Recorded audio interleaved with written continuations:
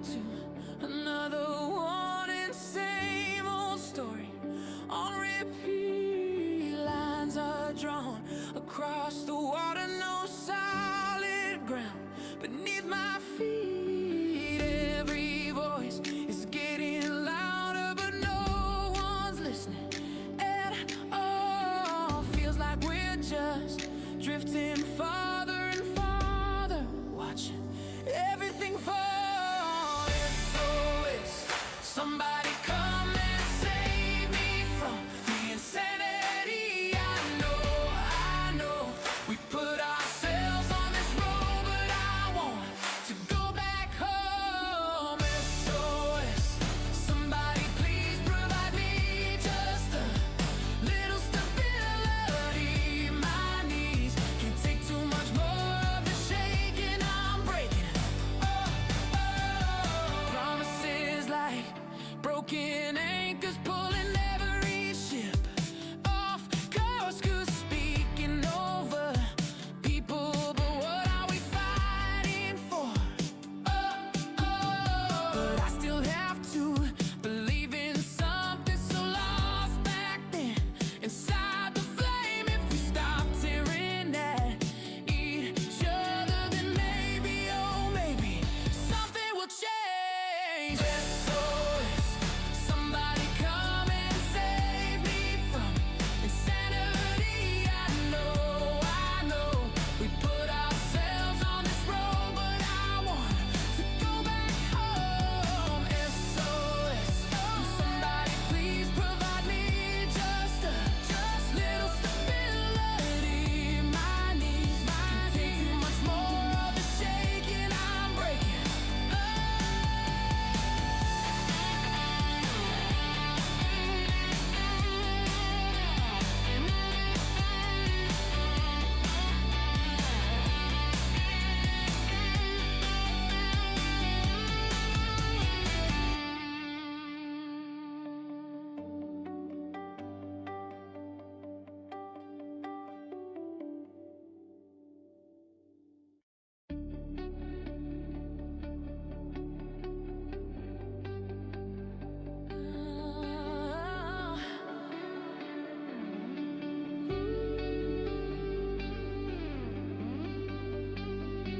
Woke up to another one and same old story on repeat. Lines are drawn across the water, no solid ground beneath my feet. Every voice is getting louder, but no one's listening at all. Feels like we're just drifting farther and farther, watching everything fall.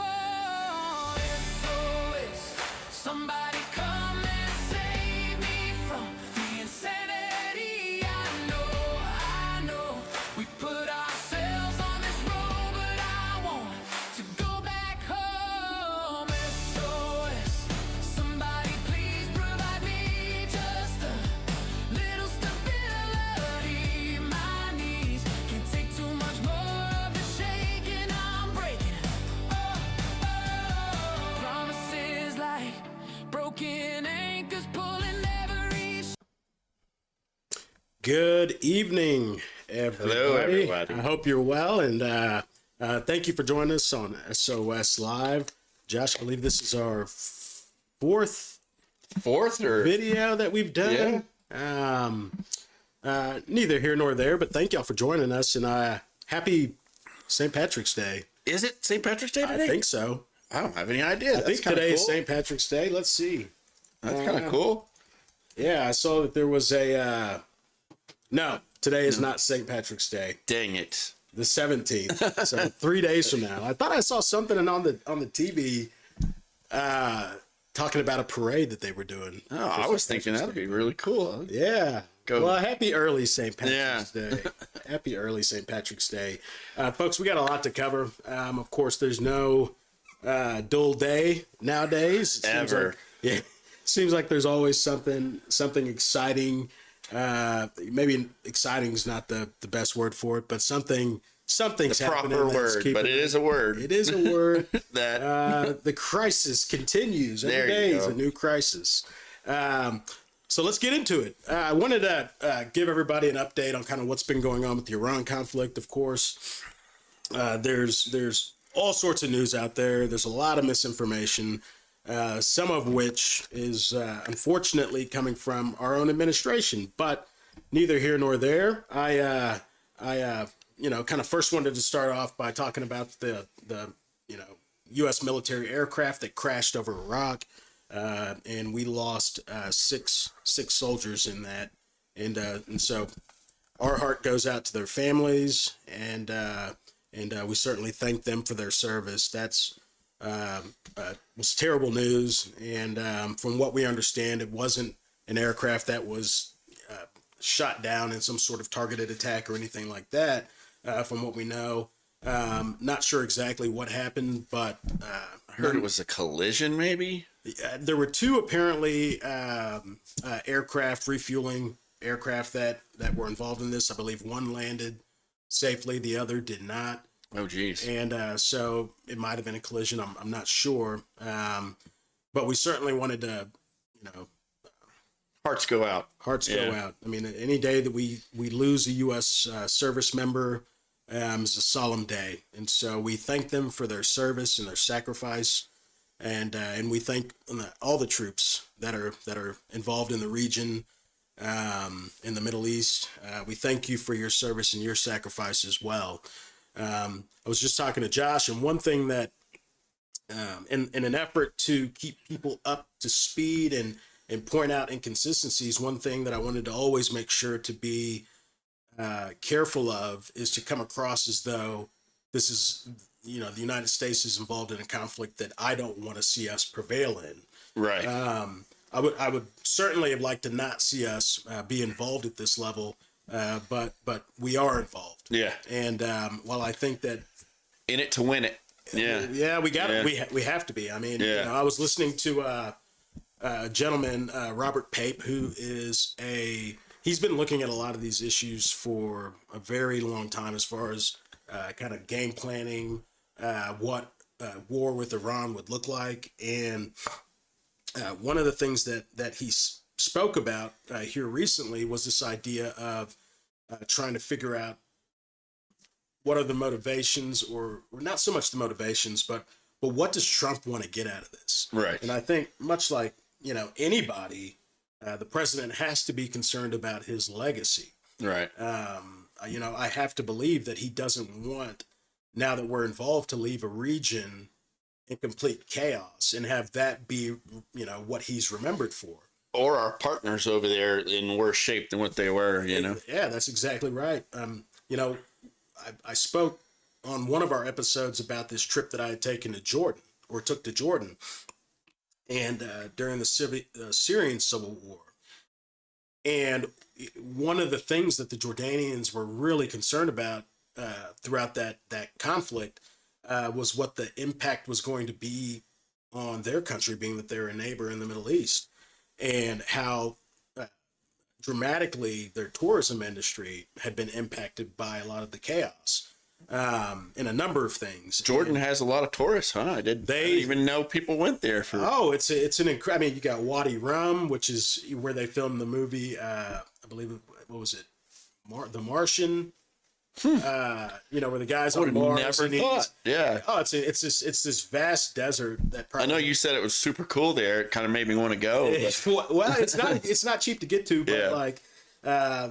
fortunate for me, a lot of the travels that I did came with part of my job, and so Part of that waste, fraud, and abuse. that waste. Abuse. But now I'm putting it to good work out here. Yeah. I haven't been in the government for a while, but it's certainly been a privilege to be able to have learned some of the things that I learned. I certainly don't know it all. Yeah. I don't want to pretend like I know it all, but I know some stuff. And it's fun to be able to take a lot of that knowledge that I got from my experience in Washington and put it to practical use to help people stay up to date, stay informed as to, from my perspective, why I'm so concerned with a lot of the ways that I see the government operating, which is very different from the way that the government has historically operated. Yeah, yeah. And I think it's important for people to understand how, for all of us to understand how our government works, because if we don't know how things are supposed to work, well, then, you know, the likelihood that we might not be alarmed when something far from the norm is happening. Right. Do we even know that it's not normal? Right. You know, with that said, I know a lot of folks, you know, voted for this administration to go and shake up Washington, drain the swamp. From my perspective, there's a lot that's been taking place that seems to be the opposite of that. But we will save that for another day. The focus on this episode needs to be Iran, because there's a lot that's happening. And one thing I wanted to do is kind of give people, because in order to understand this conflict, I think it's important to understand how we got here. And so one of the things that I wanted to do is give people kind of a quick historical background, timeline, if you will, of some of the events that have led up to Operation Epic Fury. And this goes back, you know, all the way till, you know, right after World War I, when we had the Sykes-Picot Agreement that essentially divided up the Middle East amongst the imperial powers in a way that I think a lot of what we see is a direct result of that. You know, when you get imperial powers involved, they're not concerned about the ethnic differences or the cultural differences, religious differences of a group of people. They are more or less in a position to take what land they want without taking any of those other things into account. And Sykes-Picot was kind of what that was after World War I, and the Middle East was just kind of divided up into areas that largely don't resemble anymore what they look like for the vast majority of their existence. And so you had that took place, which caused a lot of disruption in the Middle East. And then, you know, you fast forward to the 50s, and this is where it kind of starts getting interesting, because that was when the United States, along with the Brits, kind of got involved in helping install the Shah into Iran. And at that time, I mean, you can kind of imagine, we didn't help install the Shah because we thought he was going to be opposed to our interests, right? Right. He was a Western-aligned individual who largely operated based off of what the United States and the British felt were our national security interests at that time. And a lot of it revolved around oil specifically, as much of all of these things do. But what we learned from the Shah's period in power was that a lot of the wealth that was being generated by the vast oil reserves and production that was taking place in Iran, that wasn't being felt, you know, as far as the people were concerned. And so you had this individual that the people perceived as serving a lot of the Western world's objectives and strategic interests, while the people weren't benefiting from that. And we've seen this time and time again throughout history. You know, Cuba is a great example of that. We talked about that on a previous episode. And so in the time that the Shah was in power, you had the Ayatollah, which, you know, it's my understanding was not in Iran. He'd kind of been taking refuge in Russia, I believe. But his message was becoming more and more popular in Iran. And eventually, when the Shah fell and he fled to the United States, the Ayatollah was put back in power, and obviously a lot came with the. So he was previously in power. The Ayatollah. The Ayatollah, yeah. Well, I mean, you have to understand, Iran is and has been for. We're about to celebrate our 250 years as a country. Yeah. Right. These countries in the Middle East have been around for thousands of years. Oh yeah. Maybe different names, but thousands of years. I mean, you had the Persian Empire. You had, and I think oftentimes we make the mistake of thinking that we can just go into another region that, I mean, look, right now in America, we are having this very fascinating discussion around our own religion. Yeah. Where there's two competing interpretations of things. And you can say that's right or that's wrong, but the fact of the matter is there is a disagreement on some of the interpretations in the Right. Bible.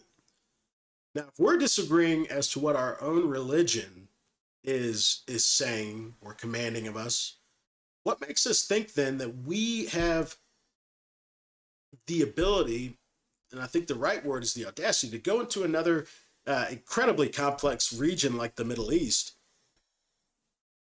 and the idea that we're supposed to understand all the nuances, it's just not realistic in my opinion, and I think the United States has gotten itself in a lot of trouble because of this. I think most people, me for example, I'm perfectly fine with them being another religion. That doesn't bother me at all. It's when their religion, Islam of course, crosses that line into being violent and dangerous and beheading Christians and beating their women and marrying children, and Sure. you know what I'm saying? Like, I do. I'm perfectly fine. And I think like for most Westerners, that's just, they don't care that necessarily that they're a different religion. They care that that religion is so destructive or something. Can be, certainly. Yeah. It can be, certainly. I mean, I know a lot of peaceful Muslims. Yeah. I know a lot of violent Christians. Yeah. You got to think, Christianity isn't exactly innocent when it comes to the more violent elements of it either. Perpetuated, gross atrocities perpetuated in the name of Christianity. Yes. Right. Well, that was a long time ago. Now, modern times, I think is a little bit of a different story, but is it? Because I have Well- to. Here's the thing. I have to ask the question. When you look at some of the statements coming from this administration, people like Pete Hegseth, Yeah. Reports that are coming out about what this war in Iran is really about, how it's to help usher in the end times and the return of Jesus Christ. I mean, that seems pretty. did he actually say that? Because what I was reading was that it was and this. Pete Hegseth didn't say that, Okay. right? This is what we have learned through whistleblower complaints. Yeah. That some of the See, commanders within the military, even claimed- that, there were no whistleblowers. It was an anonymous source that said a commander with there were 200 individuals though. but not a single one was named. They were all Well, anonymous. but whistleblowers are never named. Yeah, I mean, that's yeah. kind of the point of being a whistleblower, yeah, right? but they didn't even take whistleblower status. Like well, they didn't. but what is whistleblower status in the military? right? I mean, But from the story I read anyway, and it could be wrong, was that one commander with a large grin said, "What, you don't want to be part of the end of the ushering in the end of the world?" And to me, it's like, I don't know that that's a broad statement that the military's operating on. and I'm not insinuating, Yeah, but if yeah. and if it's just that, Yeah. then that's a lot different than a lot of the reports that I've read. Right. Yeah. But if it's just that, I could see a statement like that being made in jest. Right. Well, I don't even know if it was in jest. Maybe that commander thinks that, you know? Sure. I will tell you this. Yeah. The pastor that Pete Hegseth invited to the Pentagon Yeah. to speak at the Pentagon is a Christian nationalist who believes that women shouldn't be voting, who has a lot of extreme views. Right. And I can't remember his name, but I encourage you to look that guy up. This is, and it's my understanding Pete Hegseth has went to church with or has been attending this guy's church or being part of his service for a very long time. Yeah. And I guess neither here nor there. My only thing is, I think within every religion, you have your extreme elements. Right. Yes. Yeah. I think the overwhelming majority of Muslim people are not violent. And if you want to talk about them being violent, that's okay. Yeah. Right? Because I'm certainly not trying to take up for ISIS. Yeah. Right. But I think if we're doing ourselves a disservice if all we're doing is focusing on them being violent instead of asking ourselves the question, what got them to be this way? Yeah. Because you could certainly just blame it on the religion, Yeah. but then we have to ignore the over 1 million civilians that we've killed in these countries as part of our operations. Yeah. Yeah. Well, I mean, so I think the issue really is that, yeah, most of the Islam, most people in Islam are Muslims. They are good people, right? Mm-hmm.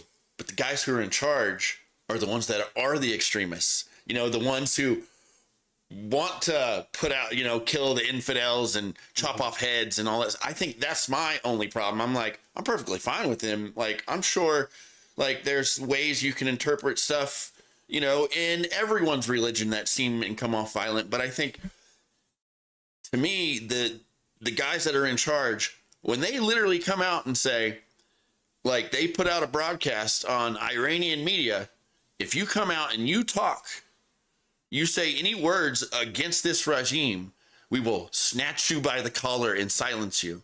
Just think if Trump put one of those out. Well, he has kind of.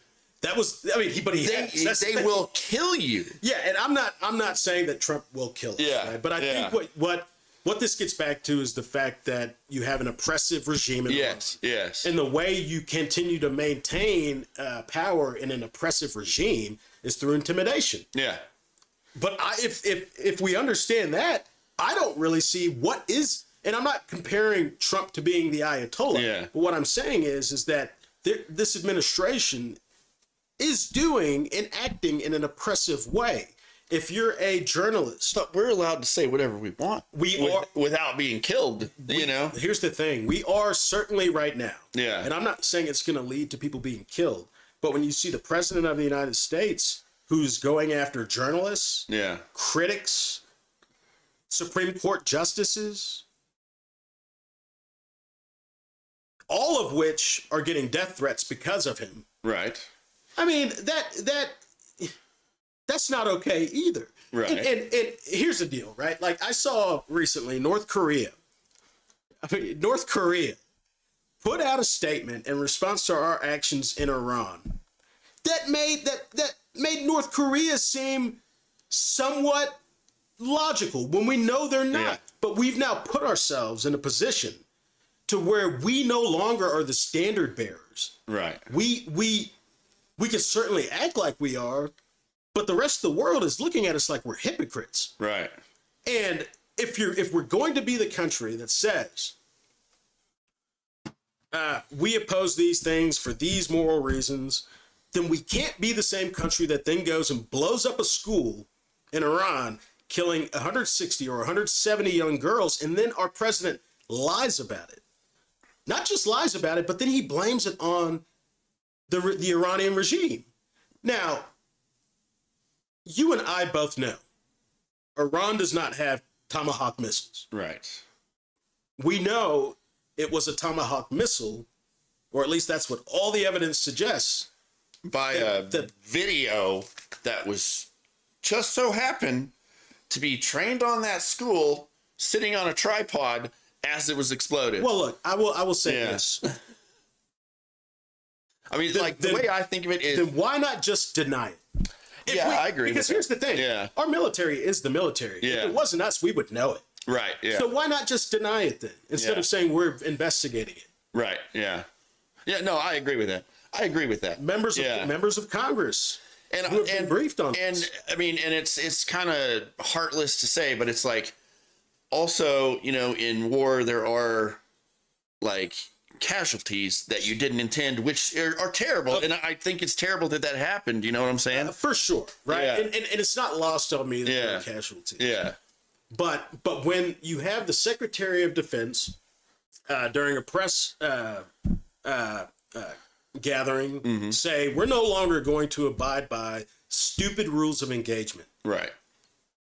when he goes beyond that to slash the one office that is tasked with helping our government investigate these sorts of crimes Yeah. and prevent these sorts of things, that's not a good look. Now, I'm sure there's plenty of room for us to argue back and forth as to whether or not this was intentional. Right. From all the evidence that and the reports I've read, it seems as though we had some outdated targeting equipment. Right. But again, rules of engagement, and I'm sure a lot of service members could speak to this more eloquently than I can. They're not just to protect civilians. They're to protect us as well. Right. And I go back to the Iraq War here because in Iraq we had there were a lot of similarities to what we're seeing. For example, with the fall of Saddam Hussein, were people dancing in the streets. You probably remember that image that a lot of people remember of them pulling down that giant statue of Saddam Hussein. Yeah. Right? And people were happy, they were excited. But it didn't stay that way. It didn't stay that way. And then you start seeing civilians getting killed. And all of a sudden, the attitude that a lot of the civilians have towards our military shifts. Yeah. And it doesn't shift overnight, and it doesn't shift out of nowhere. It shifts because while they were happy to get rid of one oppressor, that doesn't mean that they want to welcome another. Right. And for example, in Venezuela right now, which I know has not gotten a lot of attention, very little has changed on the ground in Venezuela. Yeah. You know, a lot of folks are still living under an oppressive Actually, regime. I just saw that the Venezuelan stock market is skyrocketing right now. Like their economy is like starting to do well. Oil is also $100 a barrel. Which surprised me. You know, I'm like, no way. And so I looked up. Yeah, it's skyrocketing. That's interesting. Yeah, I would be very fascinated to know what's driving that. Yeah, I'd be interested to know. But as far as the quality of life, I mean, when the stock market goes up in the United States, do poor people care about that? No, they don't care about that. Yeah. I mean, like, you know, if you're wealthy and you're invested in stocks, you care a lot about that, right? That means more money for you. But I'm always cautious to use the stock market as being the indicator of how well a country's doing. Well, not just a country, but how well the average person in a country is doing. Yeah. Because the idea that most Venezuelans are investing in stocks, seems a little bit. Well, I mean, you can look at it like this. So if the stock market's up, it should mean jobs, right? It should mean investment. It should. You know, and it's like if all the like economies hold true, like people should benefit from it. But if is it going to be now? Probably not. It's like, and I think these things take time. Yeah, I think it's the same thing with Iran. Like, let's say that you get rid of all the nuclear material, you get blah, blah, blah, blah. All the bad guys are dead. It's not going to be turned around in 5 years. It's not going to be turned around in probably 15 years. You know, and I don't know that the administration's making the mistake, or I know all the media is, you know, everyone in media, I think just normal people, of thinking like that even declaring a victory is a thing. It's like, you can't declare victory for another 30 years.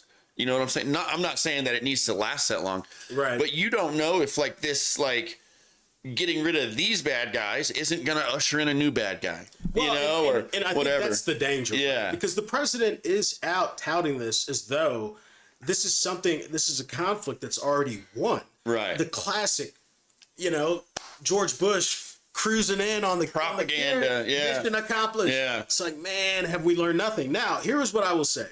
And then we'll get back to sort of the background on this, how we've got here, what's been the timeline, and where we are now. I don't think that there's a single person who does not want to see a more free, more prosperous Iran. Mm-hmm. Yeah. I think most people wanted to see that in Iraq. Most people wanted to see that everywhere that the United States has had a footprint. Yeah.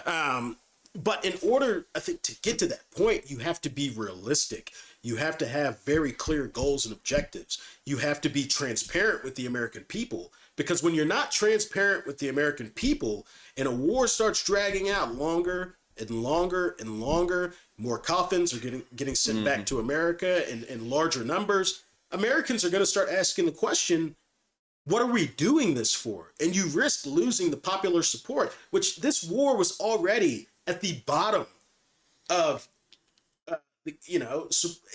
this war did not have support. Yeah. Most people who have been paying attention to this conflict, I mean, this was a very unpopular war of choice. And I say war of choice because Iran didn't strike us first. Now you can say, oh, well, they've killed untold number of service members, and which is true. Cost us billions every year in defending our allies. And but like you have to remember, in 1988, we blew up Flight 655. We killed 290 Iranian civilians. So this stuff like this doesn't happen. What was the? It was an accident. Oh wow! We Just didn't- with a missile, or Well, yeah, we didn't mean to do it. yeah, It was an accident. Yeah, But we killed a number of Iranian civilians.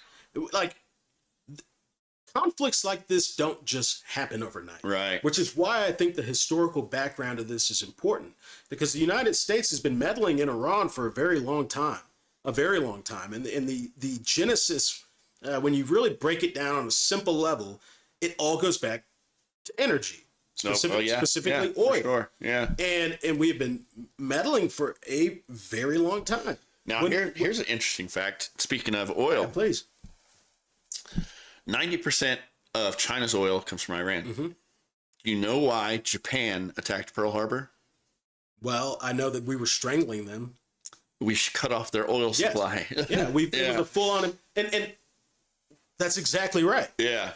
I mean, most people don't even think about it through that lens. Do you think Hitler loved Japanese people? That they just had these values that Right. brought them naturally together, Yeah. so they were aligned? Yeah. Well, of course not. Yeah. Yeah. Of course not. I mean, security at the end of the day is what conflicts go back to. Yeah. You want to be secure, whether that mean economically, from an energy standpoint, or from secure from potential attacks. Yeah. And Iran, I think, meets a lot of those categories. And here's why I say that. When you look at the history of Iran and you start focusing on what was it that even led to Iran and the Ayatollah coming back to power in Iran, well, it goes back to oil. That's why the Brits and the U.S. were there in the 50s. Yeah. Right? We had a Shah that was essentially, he was kind of our guy. Yeah. I think a lot of Iranians saw him as being corrupt. He gets overthrown by a religious cleric in the Ayatollah. Ayatollah comes to power. He says, I want the Shah to be returned to Iran. The United States wouldn't do it. Yeah. We have the Iranian hostage crisis, which is another major flashpoint. We have the Iranian Revolution. And since 79, the Ayatollah has been in power, and he's had a death grip on the country. Yeah. And not to mention the fact that we supported Iraq in the war against Iran back in the day. I mean, these people, it's not like they don't have a reason to dislike us. Right. Yeah. That's just not rational. It's not logical. They have a reason to not like us. And it's not just about the fact that we're Americans. I mean, we've done a lot in the Middle East that has disrupted the Middle East in such a way that we're still seeing the ramifications of it. And we will be for a very long time. I would actually make a distinction between the Iranian people and You the have regime. to. That's it. Thank you for that. Yeah. I think that's very important for people to understand too. For example, most Russians don't support Putin necessarily. Yeah. Yeah. Most Russians are looking around and they're wondering why their economy stinks so bad. Yeah. Right? They're wondering, why are we going to fight in this war against Ukraine? You have to make the distinction between the government and the people. Yes. Look at America, Yeah. Yeah. where the president has an incredibly low approval rating. Yeah. Yeah. And this is what I'm getting back to, right? Yeah. Human beings, more or less, are all motivated by the same things. Yeah. And we let ourselves fall victim to geography in thinking that we're all so different. Yeah. Yeah. When in reality, we're not. We want to take care of our family. Yeah. We want to be somewhat financially secure so we can take care of our family. We want a roof over our head. We want to be able to feed our family. Yeah. We want safety, security, right? Yeah. Is it Maslow's hierarchy of needs? Yeah. These aren't just American things that It's human things. it's human Yeah. things. Yeah. And it's been human things since humans have been human. Yeah. And so I think we have to remember that. And so to get us back on track here to Iran, one of the things that I wanted to talk about, right, the Joint Comprehensive Plan of Action. That was the 2015 agreement, the JCPOA, that was negotiated under Barack Obama when he was president. And that agreement allowed for a number of things, but with the ultimate goal of it was to limit Iran's enrichment abilities by giving the United States and our allies more access on the ground via inspectors to be able to know what they're doing when they're doing it, and hold them accountable when they're violating the rules. Yeah. Now, was the agreement perfect? Well, of course it wasn't perfect. I've never been or heard of a negotiation that goes perfectly the way that one party wants it to go. Right. Yeah. Yeah. That's not a negotiation. No. Yeah. Right? That's a hostage negotiation, yeah, maybe. That's me putting a gun to your head Yeah. and saying, do this, or let's see what your brains look like on Yeah. the sidewalk. Yeah. Negotiations fundamentally don't work that way. Negotiations, best case scenario, you get the majority of what you want. Some stuff you don't get. In the Yeah. case of the JCPOA, one of the big weaknesses within it was limiting Iran's missile development. Right? Yeah. They had given us and agreed to limit enrichment capacity. Right. Was it perfect? No, it wasn't. You know, you often hear the story about how Barack Obama flew $400 billion, I think it was million, in different denominations on a Filled pallet. it top to bottom. Yeah, Yeah. we gave, like, as if we gave them this money. Yeah. That money was their money. We just unfroze it. Oh, really? Like the idea that the United States taxpayer paid for Iran to have, to get, Yeah. no, that was their money. We had it in frozen assets. Yeah. We gave it back to the Iranians. We did lift some sanctions. Yeah. And by and large, though, the point of the agreement was not to completely end Iran's enrichment capability, but it was to limit it. And Right. it was that agreement was to give us more insights into the activities that were going on within Iran. Yeah. 2018 comes around. President Trump, who has been a critic of the agreement, decides to tear that agreement up. Yeah. And when you tear that agreement up, you're not just losing we didn't just lose credibility as a nation. Well, I will say though, with that agreement, like even under that agreement, we attacked their nuclear capabilities, like with the Stuxnet virus and all that stuff. Like, so maybe, there was an agreement, but I think maybe they weren't sticking to it strictly. Sure, but possibly. how did we know that? Well, because we killed multiple scientists. And Well, I mean, how did we know they weren't sticking to the agreement? well, so the only thing I know is that we destroyed their nuclear capabilities, supposedly at their heavy water facilities and stuff, because we installed a virus that literally stayed on their machines for months. Nobody knew about it. And then it slowly ramped up the speed that it was spinning to where they spun so fast that it destroyed the machines. And I think that was under Obama that attack was Right. laid out. But that's my question, right? Like, how did we? I don't know. I'm assuming they did that because they were going too far. But Well, I don't know. Well, and I think that was probably the case. Yeah. My question is, how did we know they were not abiding by the rules of the JCPOA? Yeah, I guess. Yeah. Because if it were me, I think the one assumption that we could maybe make is that we knew that because we had more eyes as to what was going on with their activities. Yeah. Eyes that we don't have anymore. Yeah. And so in the lead up to this conflict that we now see ourselves in, Trump enters into another negotiation with the Iranians, right? And Oman has a representative that is acting as the intermediary between the parties. And I want to play a video, Tell me when you're ready. Josh, because this is what the Oman representative said in terms of the negotiations just before the United States made the decision to strike. You got your volume over there? And Iran. And he shared for the very first time People hear this? Yeah, they can. details on the record about the deal on the table. can't hear it. We've Okay, not I heard forgot these to set anywhere that up. else. Here's how he described the important breakthrough he said has never been achieved any time before. Take a listen.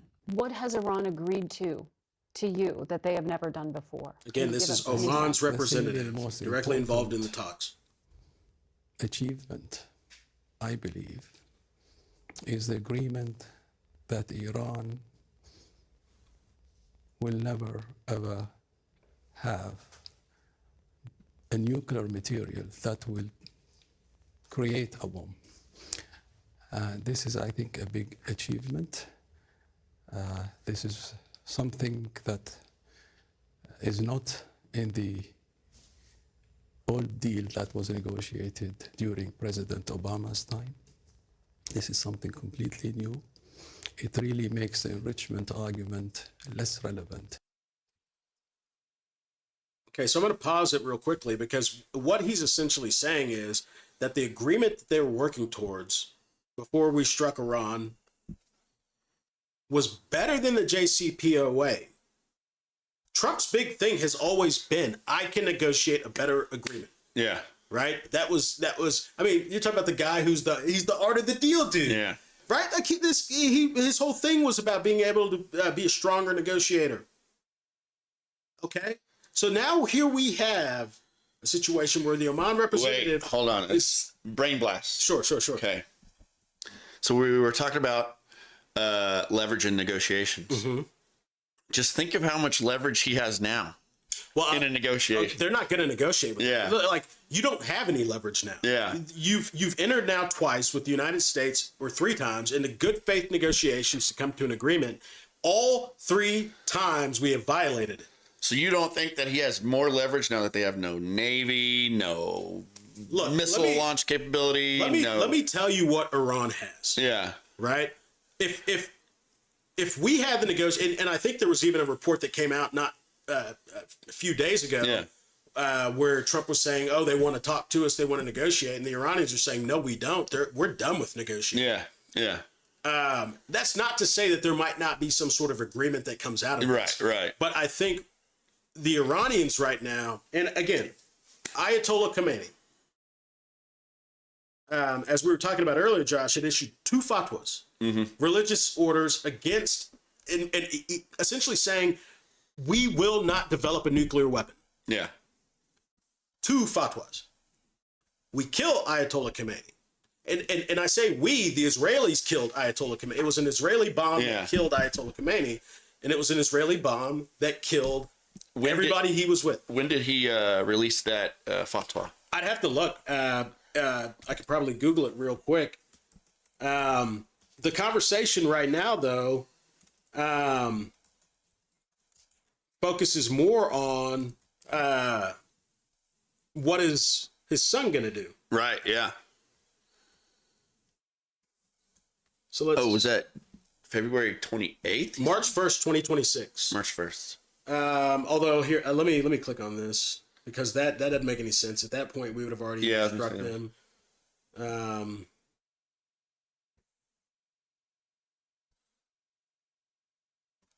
The only reason I February 11th, 2025. okay. The only reason I say that is because something we were talking about beforehand. With they supposedly open negotiations with. Well, we have the ability to build in a few weeks 16 bombs or whatever. So right now, keep in mind when you're in a negotiation, do you want to seem strong? Yeah. Right. The big mistake we made whenever we toppled Saddam Hussein was that he had weapons of mass destruction. Right. Why? Because he told us he had weapons of mass destruction. But why did Saddam Hussein say he had weapons of mass destruction? He did not want. He wanted Iran to think that he had weapons of mass destruction. For sure. So Iran didn't invade Iraq. Yeah. A lot of the Middle East is like this. It's a lot of bluster. You got to make yourself seem stronger. For me, I 100% get that. For me, I'm just sitting here thinking, why would you enter into negotiations for no nuclear bombs by saying, hey, here in a couple of weeks, we can get a couple nuclear bombs? That's kind of like, to me, it's like saying, let's say, and I don't know that they said that. Yeah. I assume you fact checked that and John Fetterman, that guy, Democrat. I like. He's okay, but he's had that's my had source. 6 strokes. Yeah, that's my source, and also the nuclear agency, blah blah blah blah, safety agency, also said that they had enriched up to 60% or whatever. Which is true. Yeah. So he's the one who said that they opened because he's for the war. Mm-hmm. He's a Democrat. He's for the war, but yeah, he had a stroke at the start of his like I don't. He's turn in office, and I was like, he's an interesting guy. yeah. But he said that he's for the war, and he said that the reason is because they literally opened the discussions with, here in a few weeks we can have 11 or 16. So let's bombs. assume that that is true. Yeah. How is that any different than what we've already said? That Because we Yeah. struck them yeah. because we said No, that they could yeah, have. yeah, So agreed. if, Yeah. so if you're Iran, right? Yeah. What good does it do you at that point to enter into negotiation when the opposing party negotiating with you has said, we know you have nuclear weapons, we know you're working on or scratch that, we know you have the enrichment capabilities Yeah. to build bombs. Yeah. Why would you, being in the negotiations, then enter into that negotiation by saying, no, we don't? Well, because so I think if I was Iran, I'd be like, listen, we're not making anything. You guys have been wrong this whole time. Right. Like we want peace. We want peace in the Middle East, just like Yes. you guys do. We want to be able to live, but we want to be able to supply our people with energy and, blah, blah, blah. And like, you guys are always wrong about us. You're always attacking us. You're, whatever. But I get it, like they're hard-headed. They're, they want to seem strong, right? And I think honestly, like if you're about to get into a fight with Brian Shaw, 6'9", 400 pound, power lifter, you'd be like, you better watch out. I got something you don't know about. You know what I'm saying? Like you're trying to scare him off. You're trying to stop. Yeah. I got a stupid story. I won't even talk about it. But whenever I was in college and we had gotten into it with a couple guys, and I mean, look, what I'll say is it benefits you sometimes to act like you're in a stronger position than you actually are. Yeah. Yeah. Well, and I want you to pull something up for me, Josh, real quick. This is the annual threat assessment that the Office of the Director of National Intelligence put out, right? And OD. Oh, you want your laptop? Yeah. So ODNI is the agency or the office that is essentially tasked with bringing together what intel we have and disseminating that to the president, for him to be able to make the best decision possible. So what's interesting about this ODNI report that came out is this is what it says about Iran's nuclear ambitions. And this is in our own ODNI report. Quote, we continue to assess Iran is not building a nuclear weapon, and that Khamenei has not reauthorized the nuclear weapons program he suspended in 2003. So when you take our own intelligence report, But how do you get 60% then, though? well, you can't. What's at 60%? We don't even know if they can build a bomb. Right. At 60%, it relies on them having a really good scientist to be able to allow them to build a bomb. Yeah. What we're saying is that at 60%, you could theoretically build a bomm if you have the right knowledge. Yeah. At Yeah. 90%, you can bet your ass they can build a bomb. Yeah. Right? So you take what the ODNI report has here, and you couple that with the religious fatwas that were issued by Ayatollah Khamenei. You look at the Oman representative and his discussions of what the negotiations are saying Yeah. are actually bearing fruit. And I have to ask myself, Josh, why did we make the decision to strike? We fast forward. Marco Rubio, one of the earlier folks who came out to provide justification. It all started with the nuclear. That was the I justification. think I may have an answer why we decided to strike. Do you think? Just in my personal opinion. Sure. No facts behind it. Yeah. But let's just say, you look at all these things you've looked at, and you're like, all the evidence points to they're not going to build a nuclear bomb. Now, at least. Now, let's say, you rewind back to February and you're in negotiations. And you're the one making the decision, right? You got other countries like Israel, whoever, in your ear chirping, I'm telling you, they're building the bomb. They're building. Netanyahu doesn't sound like that, but and then I just ignored it. But Netanyahu's like the sticks, the small town Texas. Yeah. Anyway, so let's say you got all these people chirping in your ear, and you're like, let's say you believe it. You're like, man, look at all this evidence, like, and then somebody says, but what if you're wrong? Mm-hmm.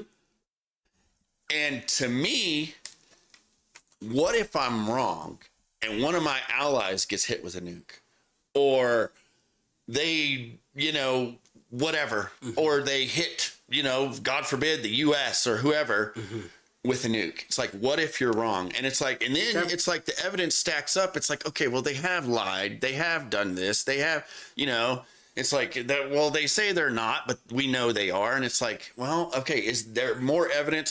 So I guess the way I'll put it is, you think it's more likely that they were never going to build a bomb, or do you think it's more likely that they're lying and still trying to build a bomb? Here's what I will say to that. Yeah. First of all, to take something you said, in order for Iran to strike the United States with a nuclear weapon, I think it's important for people to understand what technological ability it takes for them to have to be able to harness in order to do that, right? It's not just about enriching enough material to make a fat boy, essentially what we dropped on Hiroshima and Nagasaki. Yeah. In order for Iran to hit the United States with a nuclear weapon, that requires them to have to be able to miniaturize that warhead to fit on a intercontinental ballistic missile that has the ability to exit and re-enter our atmosphere. Yeah. Now, given how long it took the United States to develop that capability, given how long it took the North Koreans to develop that capability, the idea that Iran has that ability, all I would say to that is, point me in some direction to some even version of intelligence that would allow us for us to, because what we're talking about is not. No, I agree with you. I think what I'm just saying is, we don't know what we don't know. We don't know what we don't know, Yeah. which further emphasizes why the JCPOA was so important. Yeah. Yeah. That further emphasizes why the president, instead of building upon it, he could have built upon the JCPOA. Right. Yeah. He could have made that agreement stronger. Yeah. He could have dangled more carrots in front of the Ayatollah and the regime and said, okay, we've lived up to our side of this agreement. We've done away with all these sanctions that have been strangling you and your people. I mean, they're fighting with aircraft from the 70s right now. Yeah. Like the idea that we would just rip that agreement up. Yeah. That took 2 years to negotiate because it wasn't good enough. I mean, geez, and I hear what you're saying, and that's a good question. What if the Iranians are just pulling a quick one on us? Yeah. Yeah, no, I get it. I'm just saying, I definitely see both sides of it. It's like, well, you hope they're negotiating in good faith, all that stuff. But then again, it's like, man, do I gamble with my allies? Do I gamble with the life of my people, my troops, my, the people, my investments? Let's be realistic, though. Who are we actually gambling with? The United States isn't at risk here. Yeah. We're just not. UAE, Qatar, Israel. I mean, maybe the UK. GCC I don't know. I think Israel is the country that faces the most direct threat, right? And again, it's not just about Iran having the ability to have a bomb. Yeah. Right? Because what do we know about you trying to develop your atomic weapons program or your nuclear weapons program? Well, you have to test these bombs. Yes. Right? So if you have one bomb and you test it, how many bombs do you have? You have 0 bombs. Yeah. If you test it once and that test goes wrong, you still have to do another test. So even if you have 2 and it goes wrong, my point is that Iran, from what we know, Iran has the ability, if they wanted to build 16 bombs similar to the bombs that we dropped on Hiroshima and Nagasaki. Yeah. Kill 75,000 people in a matter of 10 seconds, right? Yeah. It's a big deal. Yeah. And it's not something that we should just trust. Yeah. If the JCPOA was only built on trust, I would have been the first to say, trash that agreement. That's garbage. Yeah. We should just not trust the Iranians. But the JCPOA went further than that. Yeah. It had on the ground inspectors. And if you mean to tell me that what we have now is better than that, because right now, okay, so let's back up. Yeah. Summer of 2025, the administration decides they're going to target with the Israelis in a incredible mission, the Fordo and Natanz nuclear facilities, right? Bombed the hell out of them. President goes on the news and says they have been completely obliterated, right? They will not be able to develop a bomb for another, what do you say, 10 years or something like that? Right. Okay, fine. If let's say we take all of that at face value. Here we are today saying that they're 2 weeks away from being able to build a bomb. So what did we miss? Well, what we missed was the fact that, and I'm going to put this image up here. Oh, we were on that the whole time. I did exactly what Holly did yesterday. Leave it on that screen the whole time. That's how you know the conversation's going. Yeah. Here's what we missed. This is what we missed. This is satellite imagery that was taken of Fordo in the lead up to the B-2s going and bombing it, right? This long list of trucks Yeah. showing up to this facility. Okay, what are they doing? What are they moving? What are you transporting with that many vehicles? Okay, so now your next question might naturally be, well, how do you move enriched uranium? Well, this is how you move it. You put it in massive, essentially oil The drums, gas inside. and you transport it. Yeah. Okay, In steel containers. That's kind of crazy. so let's just say hypothetically that before we bomb that facility, the Iranians moved all of their enriched material, Yeah. which is highly likely because we haven't found it. Yeah. I think more so than them having the ability to build a bomb or having the, and granted, you do need facilities in order to do this stuff. It's Yeah. not like, it's not like building an IED. You don't have somebody down in a basement, like Yeah, down yeah. there, like wiring up like a This nuclear. takes scientists, It's smart very, people. Yeah. very complex. Yeah. Very complex. And we know they don't have the facilities to do that right now. Yeah. So what are we doing? Okay, like the reality of it is, these two facilities right here are what we bought. Well, at least this one, Natanz and Fordo, are what we bought. Okay. Without these facilities, all they have is the enriched uranium, which we know is enriched right now, Yeah. probably up to 60%. Now, can you build a bomb with that? Well, of course you can, but it takes a lot of know-how. It takes Right. a lot of really good scientists to be able to get you there. So instead of the president getting on the news and telling us what he told us, maybe he should have said, we did great damage to these facilities.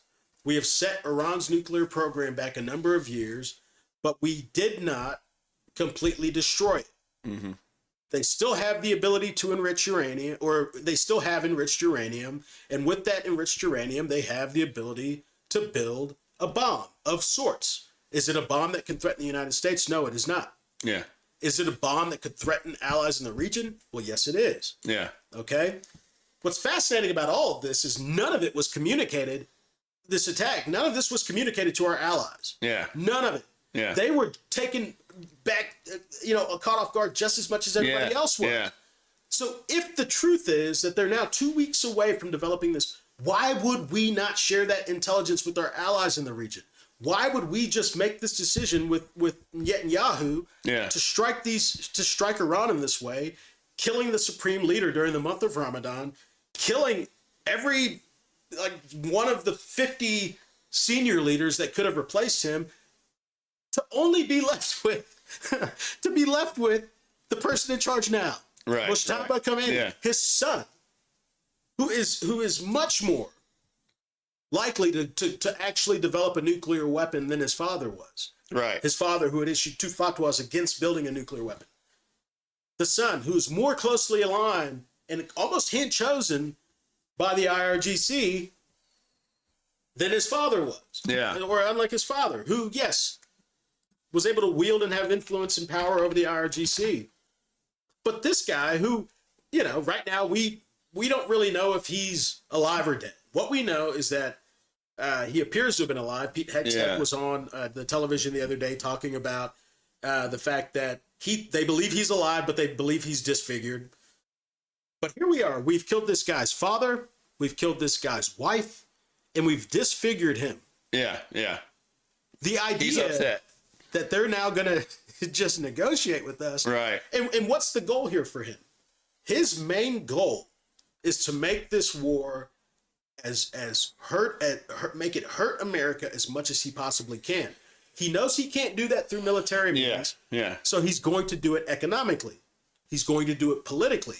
When you look at Vietnam, when you look at the Taliban, I mean, we are the dominant military Yeah. force on the planet. Very few countries can compete with us going toe-to-toe militarily. Yeah.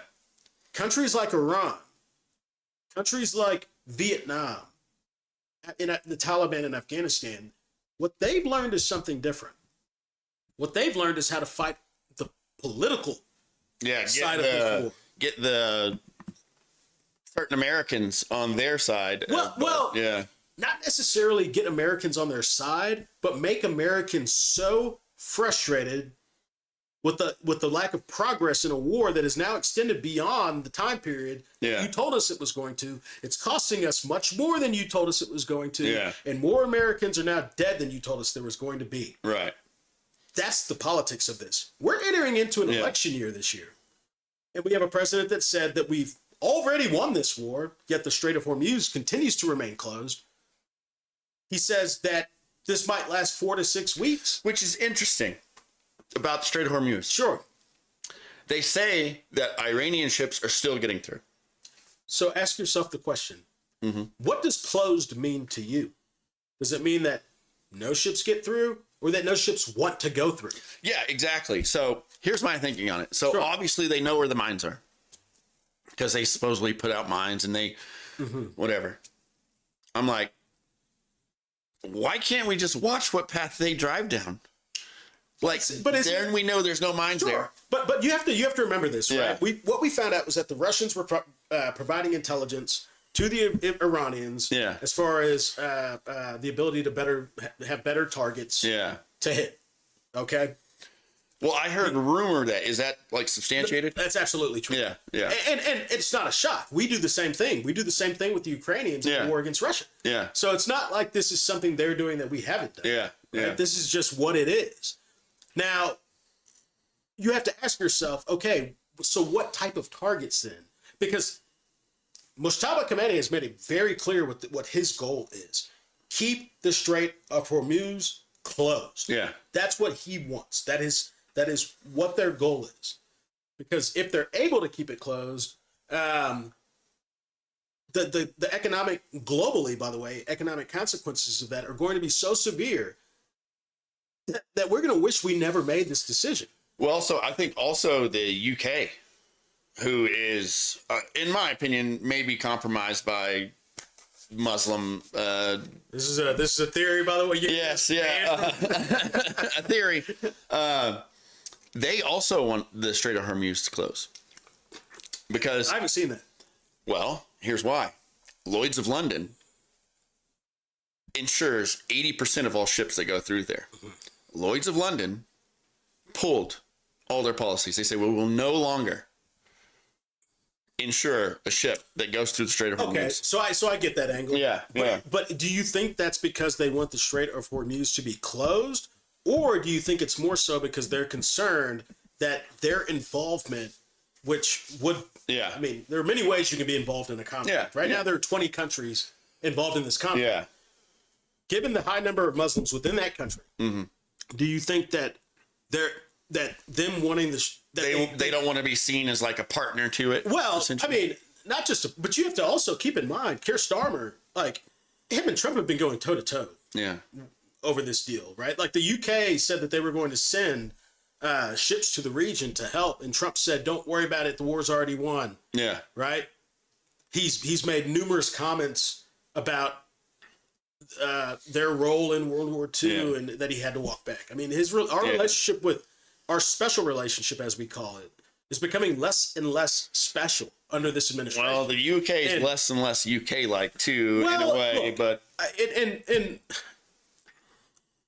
I won't. I have not been to the UK once. Yeah, same. I've Same. never been. Yeah. I know what you mean though, and that's in.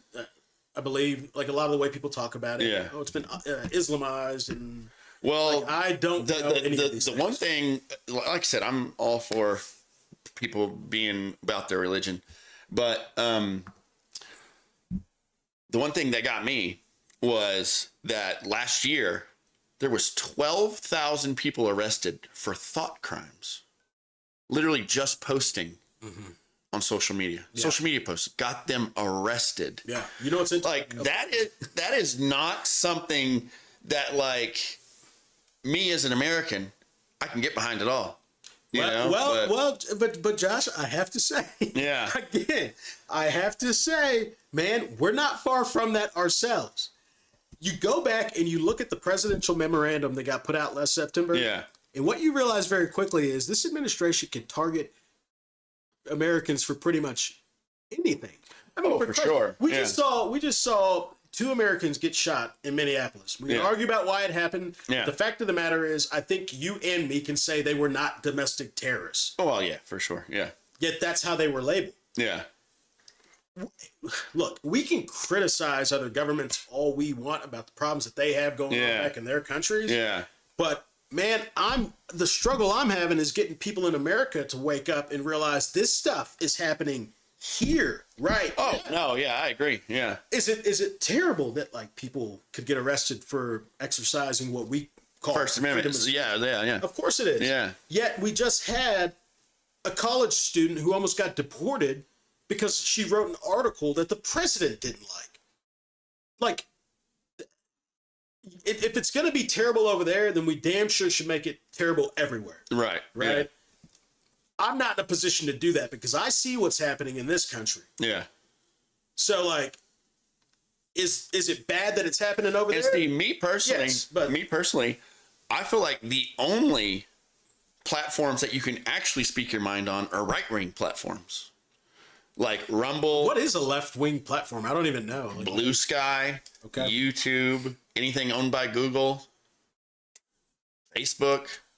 is Facebook that, like, see, 'cause, like, Zuckerberg? yeah, dude, he was sitting behind the president at the inauguration. Oh, that's true. Like, I I guess don't think- he might have look, flipped look, sides at this point. Man, I don't know. do not buy Twitter. Look, Now you can say whatever you Elon want. Musk, but he's right-wing, Yeah. right? But like, I don't buy that these guys I care about challenge politics. you. I challenge you Okay, I like a to good go challenge. to go on Blue Sky and post right wing things and see what kind of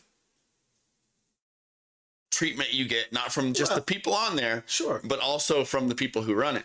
Are you saying I'll be banned from it? Oh, absolutely. I don't have a Blue Sky account, but I'll get one. Yeah.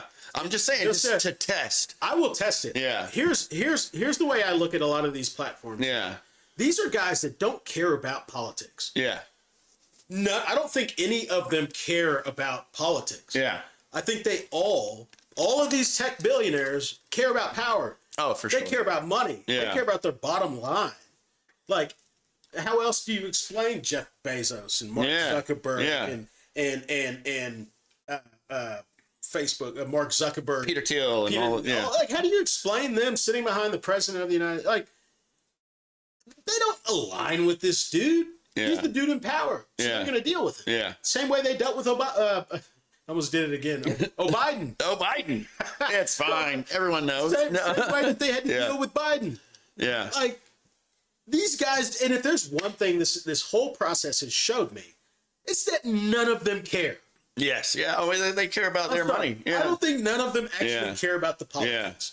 I think that what concerns me more is guys like Larry Ellison and what he's doing with the going around and buying up all of the news media Yeah. to consolidate it to make it more right wing. CNN is about to be Fox 2.0, dude. Like, CNN is not about to be. I don't know. Are you kidding? I mean. So here's Let me ask you this: So Yeah. you really think that what just happened at CBS is not about to happen at CNN what happened to CBS with Barry Wise? What happened with Barry Wise? I didn't see about it. She came in. She was the one that shut down. Like this all started, and it goes back to It was supposed to be some bombshell report that 60 Minutes was going to be putting out about a detainee who was I can't remember if he was an American citizen or not, but he got deported to ERCOT, which is like the worst prison in the world. Yeah. In, I believe, El Salvador. And a judge had issued him to be released, but like the administration, I don't remember all the details. Yeah. But 60 Minutes was doing this bombshell report on it that got shut down when Barry Wise became the editor-in-chief or whatever it is over at CBS. And since then, you've had a lot of the work that was being done, deep investigations, and a lot of it, yes, was critical of the president. And I think rightly so. Shut down, not aired, pulled from being aired. And so you ask, who is Barry Wise? Well, she has like this thing called the Free Press. Yeah. She's, very pro, which there's nothing wrong with it, I guess. She's very pro-Israel, she's interestingly enough, I believe she's a lesbian woman who is aligned with the president. Yeah, yeah. And CBS now, you've seen a number of the people that work there having since she got put there, they've left because they fundamentally do not agree with the direction that CBS is going in. Yeah. I think you're going to see the same thing happen at CNN. Yeah. Like you saw, as if Fox News wasn't already bad enough. What, like, I don't know how many, like 20 or some odd of the people that were working at Fox News ended up going into the Trump administration. Like the press pool, how that's been co-opted. So now if you're going to ask tough questions, well, you're going to lose your access to the Pentagon unless we look at what questions you're going to ask before you ask them. Yeah. What I see as being a big concern that not a lot of people are, you have a lot of people talking about it, but only in one camp, which is the consolidation of our news media. The fundamental, I think, fear is that it's going to become like as if it wasn't terrible enough across the board. All of it, garbage. I don't watch the news for that reason. Oh, yeah, me either. But now it's going to become nothing more than propaganda for this administration is the concern. Yeah, yeah. I mean, I'm concerned with that too. I support having CNN around. I watch everything actually. Yeah. So I'll actually sit down. I pretty much watch streams, but I watch left wing guys. Somebody who's so radically left wing. They're actually Hassan Habib. Yeah, yeah. They literally have been taking his videos, his commentary, his stream. It has been on the TVs in Iran.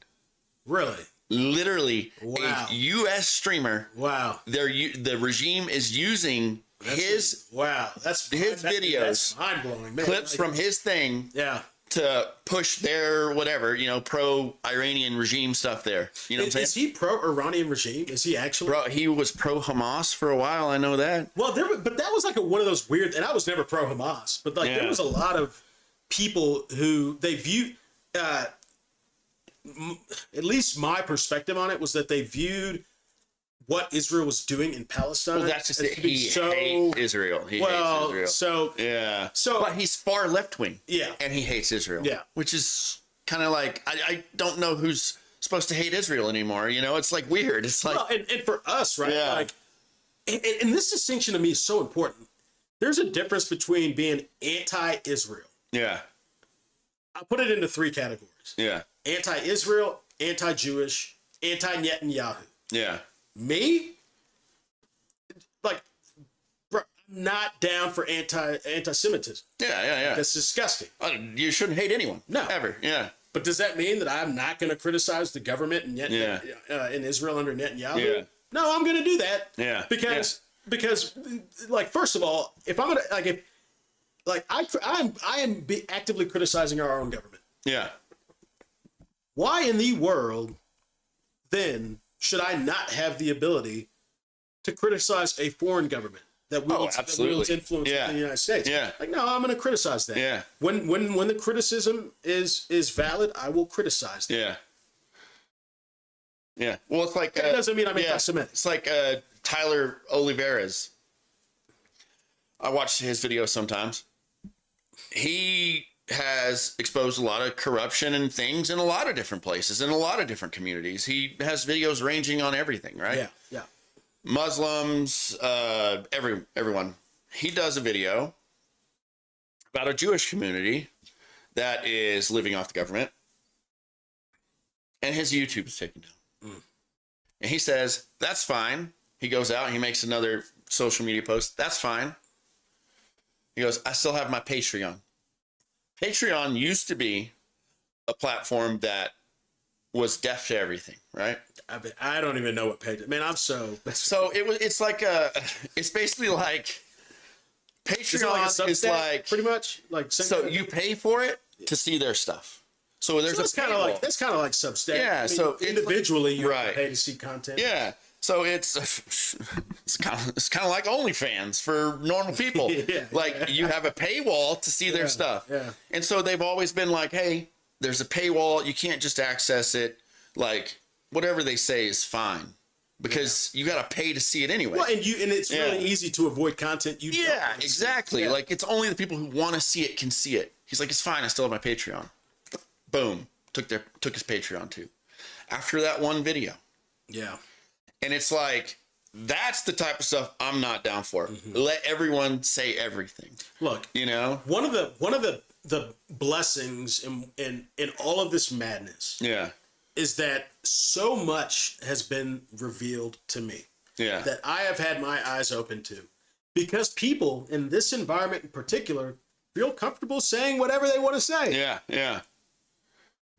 Well, I feel like I am better positioned now to operate in this environment because of this fact. Because Yeah. people, I've, you know, it's all out there now. You Yeah. can see it. The motivations behind a lot of these corporations, the motivations behind a lot of things. I mean, it's out there. yeah. I mean, the First Amendment is. Come on, man. I mean, Yeah. like the importance of that, which is, Josh, man. That's why I don't understand how, like, if you want to support the president, that's fine. The issue that I have is that there seems to be this and not you, which is why I love you, man. Like we have so much fun doing this stuff because you and I can disagree, but you and I can also agree. You and I can see things for Yeah. what they are Yeah. and be like, yeah, no, I'm not cool with that. Yeah. What I don't understand is some of the people that just can't open themselves to criticize something when it's so blatantly wrong, Right. Yeah. Yeah. because that would mean they're criticizing their guy. Right. You know what I mean? Yeah, And yeah. I'm sure this happened with Biden and Obama too. Yeah. None of it makes sense to me. Yeah. None of it. There's not a single person on planet Earth that I think is so perfect to where if they were to do something so deplorable that goes against my values or my morals, I would not criticize them. Right. No. I mean, I Yeah. think having the ability to do that is what makes us unique and what makes us strong and what keeps us from preventing or keeps us from repeating a lot of the mistakes that we've made in the Yeah. past. Yeah. Yeah. I absolutely agree with that. I feel like, and you're saying like, you know, like you're scared about CNN becoming, you know, like everything becoming right wing. It's not that I'm But- scared. It's that I'm concerned with it Right. because of the impact Right. that that's going to then have Yeah. on the diverse availability of news media. Yeah. Like, hey, Yeah. I mean, I think most. Yeah, I agree with that. Yeah. Yeah. And I mean, listen, I don't like CNN for the things they did during COVID. That's one of the things that I don't like. But I do think that they serve a purpose and they should be allowed to exist and put out left-wing stuff. Because the only way I formulate my opinion is I watch both sides. So do I. I literally will sit there and you might call me a hate watcher, but I might sit there and disagree with everything they say. But every now and then they'll say something and I'll be like, they're not wrong on that one, you know? And, Yeah, go ahead. and you know, and then I might watch somebody else who's more right wing and I'll agree 90% of the time, and then they'll say something and be like, no. You know what I'm saying? And I feel like that's the only way people can find the middle ground. If all you have is right-wing stuff, that's going to be a problem, because then you're going to have, like, if all you have is right-wing stuff, well, then you're going to have, I mean, racism and all these things become much more popular. You know, it's like, there's checks and balances. Man. Yeah, there's like checks and balances to these things where it's like, hey, you know, like the crazy left, sometimes they keep the crazy right in check too. And the same thing with the crazy right. You know what I'm saying? It's like they really balance each other out, you know? For me, what I think is most important, especially in times like these, is that we don't just look at each other and assume what each other's motives are. Yeah. But that we understand the reasoning to better understand the rationale, to better understand the behavior. Right. And like, I think if we're not going through this process of trying to understand what someone thinks and why, and we're focusing only or solely on their behavior, yeah, that might look a little bit crazy to us. But what's making people behave this way? I was watching an episode of Diary of a CEO, and they have this, which, by the way, if you are looking for some good material, I pull a lot of what I know about this Iran conflict from this source, right? Okay. It's the Diary of a CEO. I believe the guy's name is Larry Pape. He has been focusing on and advising multiple administrations on Iran policy for the better part of 20 years, right? The guy's an expert. I would never pretend to try to know more than a guy like Larry. I think his name is Larry Pape. Let me see here. Robert Pape, sorry. And a lot of what he says makes complete sense about Iran. But the gentleman who owns that platform or runs that, the black guy, I don't know his name, but he asked this question, right? Like, it's important for us to understand someone's motives, to better understand their behavior. Right. And so, to me, the more diverse the news media is, in that we're not only getting one perspective, because that's what happens when you live in a country like Russia, or Iran, even, right? Like that is pure. To some degree, I think all of it is propaganda. But when one person has the ability to do it, it's like the ultimate form. Right. Yeah. That's dangerous. Yes. There is nothing else. Yeah. Like, if you're looking at two competing forms of propaganda, you could take this one, take that one, look at them for what they're worth, find out what are some common things that they're reporting on, right? And say, okay, yeah, because they're both reporting on it, there's probably some truth there. Right. And then discern for yourself what is real and what is not. Yeah. Using a free and open internet. You can't do that in those countries. Yeah. And the last thing I would want is for this country to be that. But it certainly seems to me that we are going in a direction like that. Yeah. I mean, the only time this administration really gets involved with private sector business deals is when it deals with the media. Yeah. Why is that? Because they want to have control. Matter of fact, Pete Hegseth at a briefing the other day said this. I can't wait. Well, I wrote it down because I couldn't believe that he actually said it.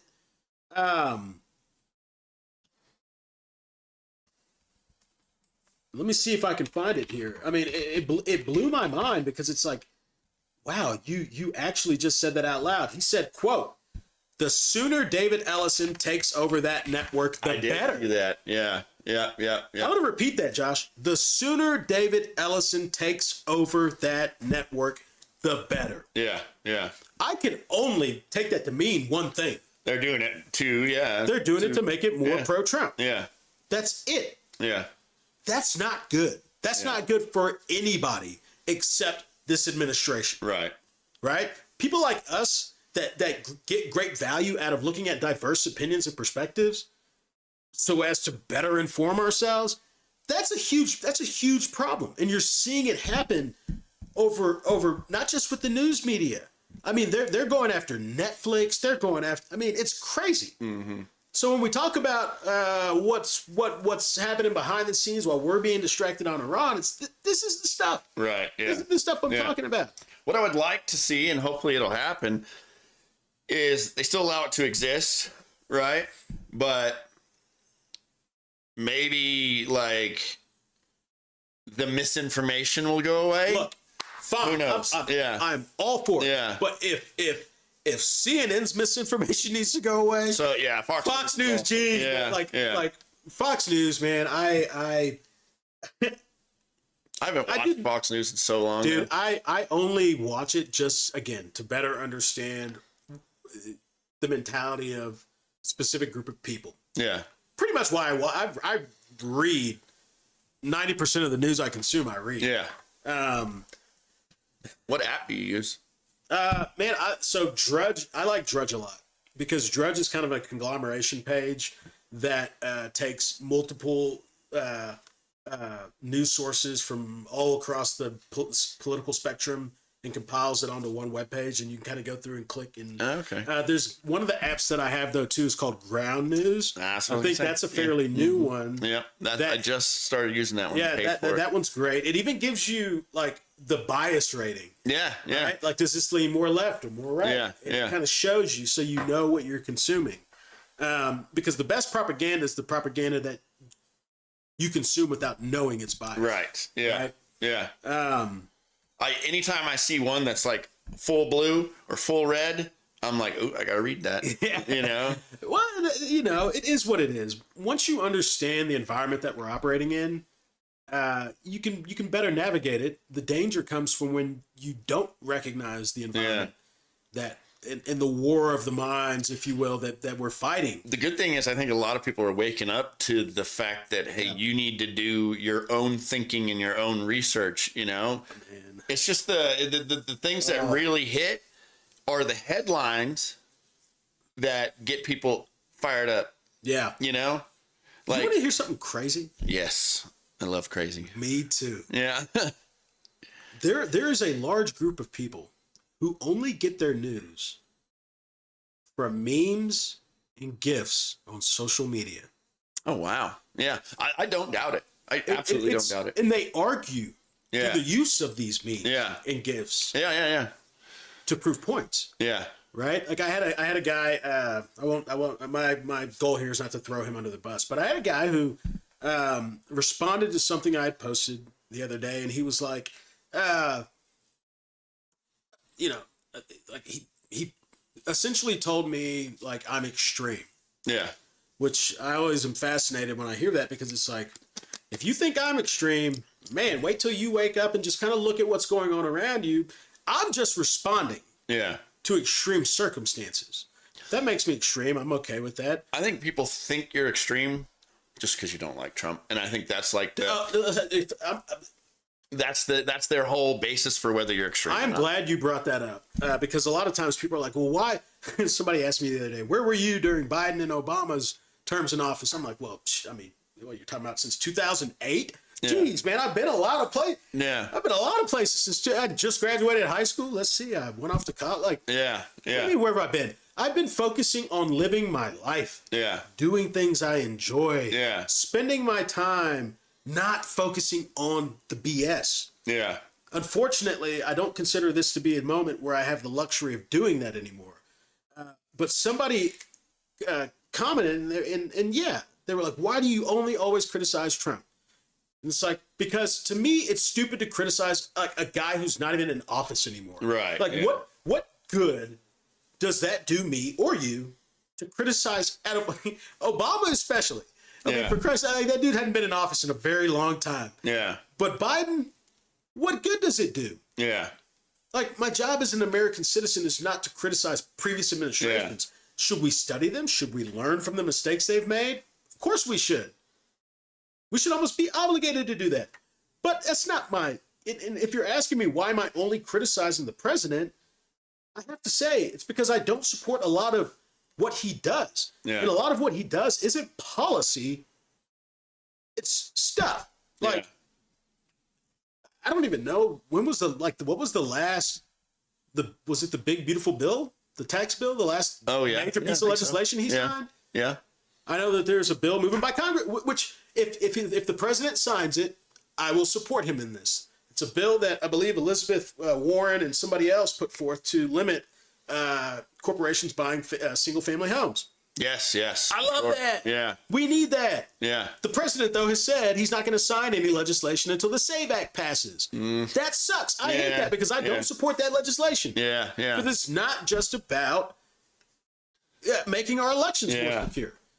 So it's like, why am I so critical of him? Well, a lot of it has to do with who he is as a person. Yeah. Like to me, he's just a bad person. Right. Bad people normally don't go do many good things out of the kindness of their heart. Right. So it's no surprise that I disagree with a lot of his policies. But if you're asking me why am I so critical of him, that's why. Was it great that he secured the border? Yes. Yeah. But do we now need to go and deport 100 million people? What the Right. What the F?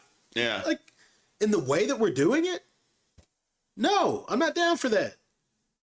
I'm not down for silencing opposition and turning the Department of Justice into your personal hitman.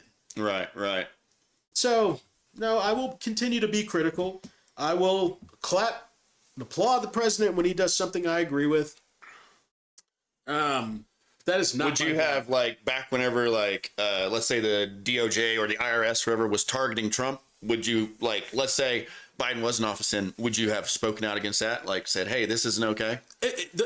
Yes. Yeah. But the reason, but let me clarify something. The reason why I didn't worry about a lot of the stuff during the Biden administration is I didn't perceive it as being existential. Like, I perceived nothing during Biden's administration, maybe with the exception of COVID. That was weird. Yeah. That also wasn't black and white either. I mean, in retrospect, we might look at it and say, that was a little bit dumb. Right. Yeah. But in the moment, dude, I remember when that first happened. Like, I was just as worried about catching COVID as the next man. Yeah. And see, I never was. Yes, I never was. And man, I applaud you for that. Yeah. It got to a point where obviously I wasn't. Yeah. But I had to see I had to let some other people take that beat. Yeah, for sure. Before I got to the point where I was like, okay, that's maybe not a big deal. Yeah. Right. Yeah. But in the moment, like, that was a weird thing. And a lot of people did die. Yeah. Now, were all of those deaths related to COVID? Well, I think probably not, right? Like, we just know that. Right. Yeah. Might have box that you just checked because it was the thing that you did because you didn't have the time. I don't know. Cut in half by farm machinery. COVID. No. But yeah, like, it's the same. We were going to save him, but he died of COVID. No. Me being critical right now is because, look, I know how the government works. I worked in it for a long time. A lot of the changes I see happening are fundamental changes to the structure of what our government is. Right. These are not small changes that just are temporary inconveniences. No, this is taking a sledgehammer to our institutions in a way to where they are being damaged so bad that it's going to take years and years and years for them to get credibility back. Mm-hmm. Like, the idea, and we know Epstein, for example, multi-administration issue. Yeah. Not just Trump. Yeah. But the dude campaigned on it. Yeah. He campaigned on releasing these files. Right. Right? Well, he did release them. He released some of them. 2% of them. Yeah. But it was supposed to be all these Democrats in these files. And Okay, so his name appears quite an awful lot. He then proceeds to tell us that, just move on, guys. We're on the same team, guys. Hey. Yeah, I didn't like that. I liked whenever he was like, let's get it out there. Let's get it out there. Yeah. But and that kind of turned my stomach a little bit with it. But I also, I just, with Trump in it, I think somebody said are accurate. Yeah. Somebody said if you found out he was a child molester, would you still support him? And I'm like, absolutely not.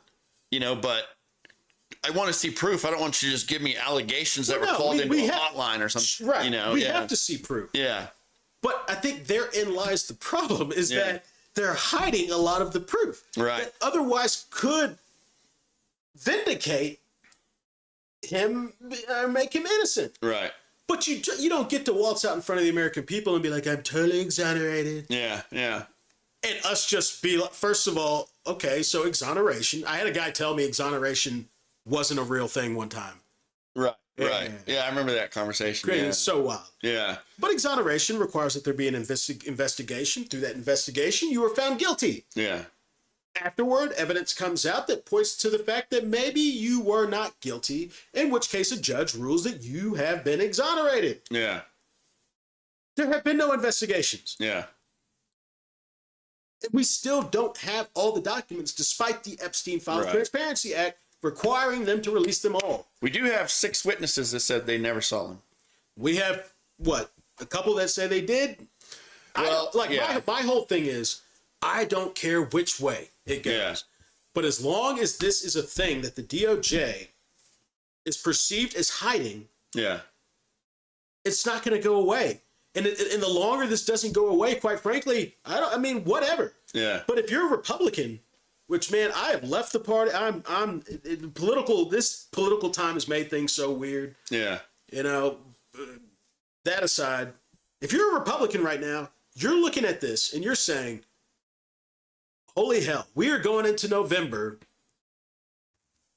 in a war that he said we were not supposed to be in, Yeah. dealing with the Epstein files that he says he wasn't in, that there were no witnesses, which isn't true. A flailing economy. The Ukraine war still is not over. A lot of the things this dude promised are still issues. Yeah.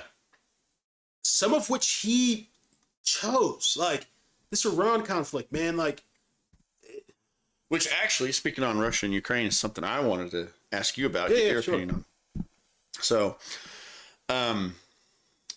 I was, doing research, whatever, watching videos like I usually do, and somebody made the correlation that Venezuela might have been the first step, right? Mm-hmm. Venezuela, you cut off the oil supplies to Russia. Mm-hmm. And you control that, right? You control their oil flow. And then you invade Iran, control that oil, stop the production of drones. Russia actually gets their drones that they've been using to attack Ukraine from Iran. And then your kids invest in drone companies. Yeah, yeah. Like, come on. Yeah. Sorry. So I anyway, thought it- so they ended, they were able to, they supposedly stopped them from being able to make any more drones now, destroyed the factories. So they're drone supplies limited. They're no longer, they have a shit ton of drones though. what was it, 26,000? Like a lot of drones. Yeah, They've yeah. had to. Yeah, Because yeah. sanctions, this has become the way that they. Right, yeah. But yes. But anyway, so they supply Russia. Well, they stopped supplying Russia with drones. So that has led Russia, because Russia can no longer get the oil they were needing to survive, and they can no longer get the weapons. You mean they the were revenue from the oil? using. Yeah, yes. Well, because we just lifted sanctions. Yes, exactly. So that's what I'm getting at. It seems like Russia's starting to play ball, because I was just reading a thing saying that Russia was saying that I think it was at the end of, right at the beginning of March, forget how it went. Man, I should have wrote it down, where they're now open. What was it? They were, man, I need to look it up again. They were willing to basically give concessions to Ukraine. And the Territorial, I'm sure. they were willing to find an end to the war, which only came about because of the invasion of Iran and Venezuela.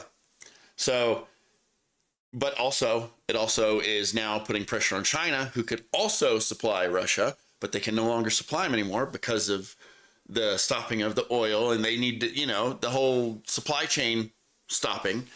And why did Japan bomb Pearl Harbor? Because we took away their oil. Yeah. If we think that Russia and China Yeah. are going to sit back, Russia and China in particular plays a much different game on the global scale. They're not the type to intervene in conflicts, or they're not. They don't get involved Yeah. like we get involved. They don't have to. Yeah. But if we think that they are just going to sit back while we crush their, ability to ability- live. Yeah. I mean, yeah. Yeah, for sure.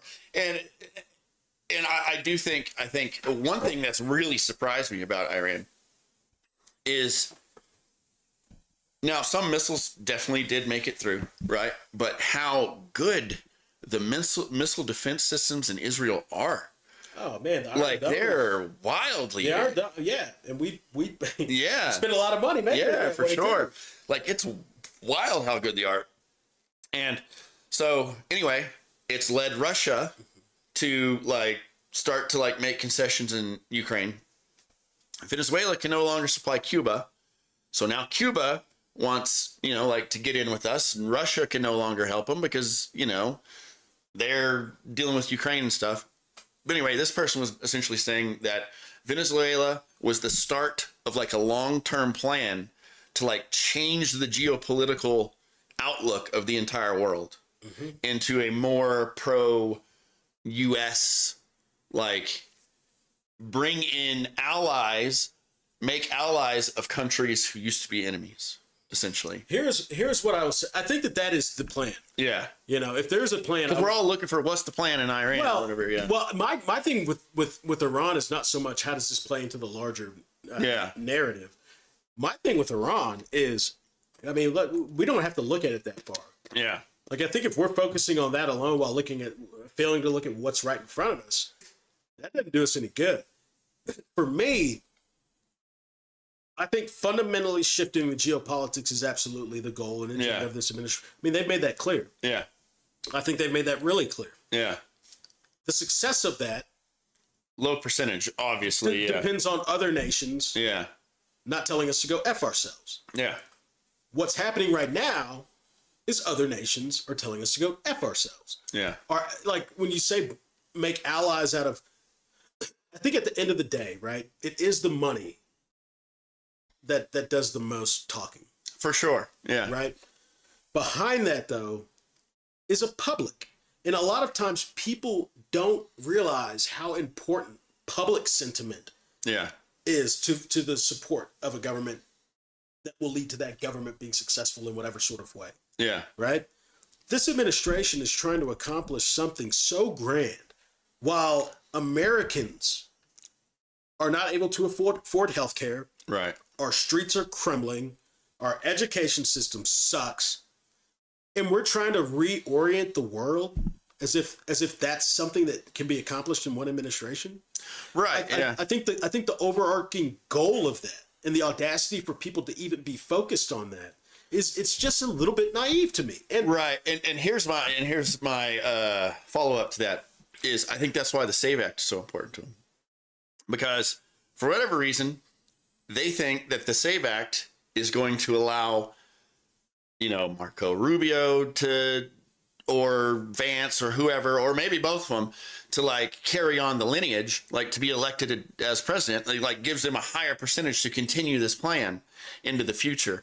And I think like that's the real motivation behind the SAVE Act is like they realize like there's at least somebody in there that's not stupid, and they realize, hey, this can't be done in 2 years. Like this is going to have to be multiple presidencies out to the foreseeable future. You know what I'm saying? Because I feel like when I look, because you talk about Iraq and the invasion of Iraq and all that stuff. That was 20 years ago now. The Middle East was different then, even 20 years ago. Like we're partners, basically, like essentially allies with Qatar, right? Like at least in a lot of business things. Shoot, Qatar gave us a big jet that we get to fly around, so that's good. We have more support in the Middle East than I think we've ever had before. And I think, we talked about last time where they were like, they said that this is the perfect timing. I think it plays into that too. I think that they think like, hey, we have some friendlies now in the Middle East that we didn't have before. And I think they think that this can be different than Iraq. Like they think who in the Middle East would you say is friendly to us now that wasn't under the previous administration? Well, so I would say that they might have been friendly back then. I didn't do research on whether they were back then, but I think the ties have gotten much closer with like Qatar and the UAE. But why? And, You have to and ask yourself- Israel. But you have to ask yourself why. Well, I know just business wise, we've invested a lot, and they've supposedly invested with us. With us or with him? Yeah, well, maybe. Yeah. For example, you look at the UAE. Yeah. We just gifted them 500,000 of NVIDIA AI chips. Okay. Yeah. Why? Well, because they invested what, $500 million into Trump's crypto company. Right. Right. Yeah. It's the thing in the look. I would love a world to take shape that I feel like, not even me, but my daughter could thrive in. Yeah. When I see things, especially on the immigration front, and the way that they vilify entire communities of people, whether it's the Somalis or the Muslims or whoever, or the immigrants in general, I'm not naive to think that it's only a matter of time before other communities become the villain. Because they always need a boogeyman. Right. Well, so to push back on the like Somali thing, I don't think anybody, at least nothing I've seen, like says like all Somalis are the issue. I think The president said that. he's every single Somali. A good friend of mine, Yeah. used to. I think I've talked with you a little bit about him. Who worked in he was the chief of staff Yeah. for the Department of Homeland Security under the secretary, and so he's been in the room with Trump a number of times. Yeah. And what he says, the president, and he's not the kind of guy to lie about this stuff. I mean, the dude has had his life ruined because Yeah. for telling the truth. Yeah. And when you hear and see the things that he says the president has said behind closed doors. Now, the president has said plenty of deplorable things out in the open. Yeah. You know, whether you're the Haitians eating dogs and cats in the whatever, and you know the Somalis and the how he describes Mexicans and all these people as being nothing other than criminals, rapists, murderers, thugs. Dude, I don't think it's a stretch for me to say, and they're kicking out a lot of those people Yeah. and importing a lot of people from, that horrible genocide taking place in South Africa. Is that not like what's going on out there? I think that there's some terrible things going on in South Africa. Yeah. But I think if there were a genocide there, you would know it. Right. Well, I mean, I've definitely seen videos of the. Are there people being targeted? I'm sure there probably are. Yeah. Yeah. Does that constitute a genocide?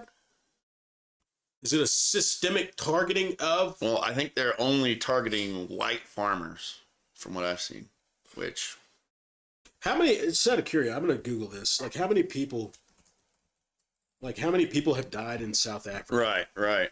As a result of, let's see.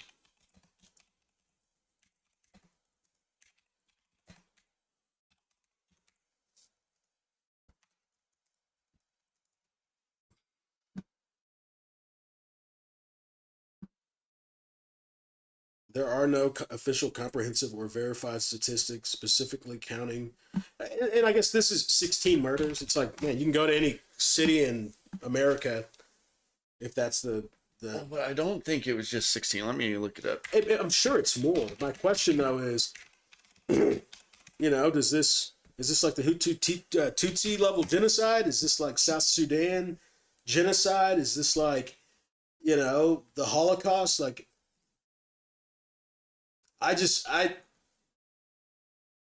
here's a fact check from 2018 where 400 white South African farmers murdered last year. Oh, here we go. If you want to. It says this is baseless. I don't know. Like, what are we looking at here? This is. Okay, so pause. Okay. Before we put this up, I want to make, because for This me, was an event that took place. yeah, the president showed this in the Oval Office. Yeah. And they came out and said that that this wasn't even, and don't quote me on this. For me, I always like to see a verified source, and I don't Right. I just don't know who that Let's see. person is. Like, if there's something to point towards there being, a large number of people being killed in South Africa, Farmers.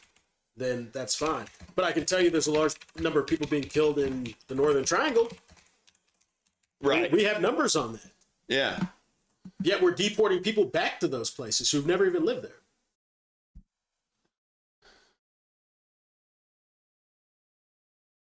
$30 to $50 per year in 2020. Like, I just don't. I don't know what to. 49. I don't know what to But make of that. but so I think what the issue is, and I get it's like not a huge number, right? But it's that they're specifically targeting the landowners. I think is what like the biggest issue is in that area. But I would venture to say that if you don't go back too far, you probably don't have to go back too Yeah. far. There's a good chance that land didn't belong to them. well, You gotta remember, apartheid just happened in the 80s, 90s. Like, But I mean, the white farmers didn't drive them out. Like well, I don't know who. I wouldn't say it's a good thing that they're being killed. Of course not. Of course not. By no means. But my question is, does that then justify us bringing in 4,000 a month? Is what's happening there that bad? I'm not saying it's not bad. I'm not Right. saying that people aren't getting killed. But geez, there's a lot of other more terrible places that we're sending people to, knowing what's happening in those countries, and I just can't find any evidence that there's like verifiable evidence that what's happening over there is on the scope that constitutes a genocide. Like, I just don't. Well, this is going. I'm not looking way at just back. like deny that that's a thing, but I need proof. I need something Right. that I can look at. Well, and I don't know. I mean, I think the definition of genocide, like if they're targeting white farmers, I guess you could say it's a genocide on white farmers. But I will say I don't know if they're just targeting white people in general. You know what I'm saying? But I just don't know enough about it, yeah, to be honest. And I haven't been able to find much about it. One of Holly's family members is from South Africa, and he said that there's some concerning things happening there. yeah, Right. And I don't want to try to in any way take away from any of that. But it's just interesting that you can't find a lot of information about it other than a unverified, video from somewhere that I don't know. While you look that up though, one of the things that I want to talk about in the says no legitimate justification. I don't know. We'll see what it comes up with. Here we go. You want me to go to your laptop? No. I'm. But yeah, I mean, let me know what you find on that. But to focus back on Iran, because we just deployed, I believe, 2 or 3 warships to the region with another 5,000 troops. Yeah. Well, see, I don't like the way that's put. It's like it's less than 1% of the. It's like, okay, well, still 1% of all people dying a year. It's weird. Yeah. Well, victims include people of all races. Black farm workers, managers, and owners are also killed, sometimes comprising the majority in certain periods. No credible evidence supports political orchestration or land grabs as motives. Instead, farms are targeted due to their isolation and perceived wealth. I just don't. I don't know. This administration certainly believes that there's some terrible stuff. Right. Because we're bringing in 4,000 of them a month. Right. While kicking out all the brown people. But neither here nor there. Look, like, I want to see a more stable world. Yeah. I do. Yeah. Now, how do we get there? Do we starve the people in Cuba? No. Do we bomb all the people in Iran? Do we invade Greenland? Do we do what we did in Mexico? I just fail to see the coherent strategy, if there is one, based on the actions of this administration. Right. I see a lot of dangerous moves being made, Right. all getting this much focus each time. Right. And now apparently Stephen Miller is going to be the guy taking over Venezuela. This is according to the president. Yeah. And I'm just like, that's like the last person I would want touching anything. Yeah. I wouldn't even want that dude touching my doorknob if he had to knock, if he came to my house and had to knock. Right. It's Yeah. like, no, man, just text me when you're here. Yeah. Dude disgusts me, man. But like, I don't see, and I don't think it's my fault. Like, if there is a plan, Yeah. right? And there's a lot of people that swear this guy's playing 3D chess. Yeah. I can't tell you how many times I've heard. Yeah. Right. Despite the fact that I'll be honest. I think if there's any type of plan, I don't think it's Trump that has made the plan. no, I think You it's know? the people Yeah. behind the scenes who we don't Yeah. know the names of. Yeah. Probably the authors of Project 2025 pushing a lot of this. Yeah. Here's my thing. We're going into an election year. Or, we got the midterm, probably the most important elections of my lifetime. Yeah. And I'm not even shy about the fact that I'm voting Democrat because I Yeah. want the chaos to stop. People are, we're making this into like a religious thing now. Folks, I don't care about that. I want the chaos to stop. Yeah. I want the chaos to stop.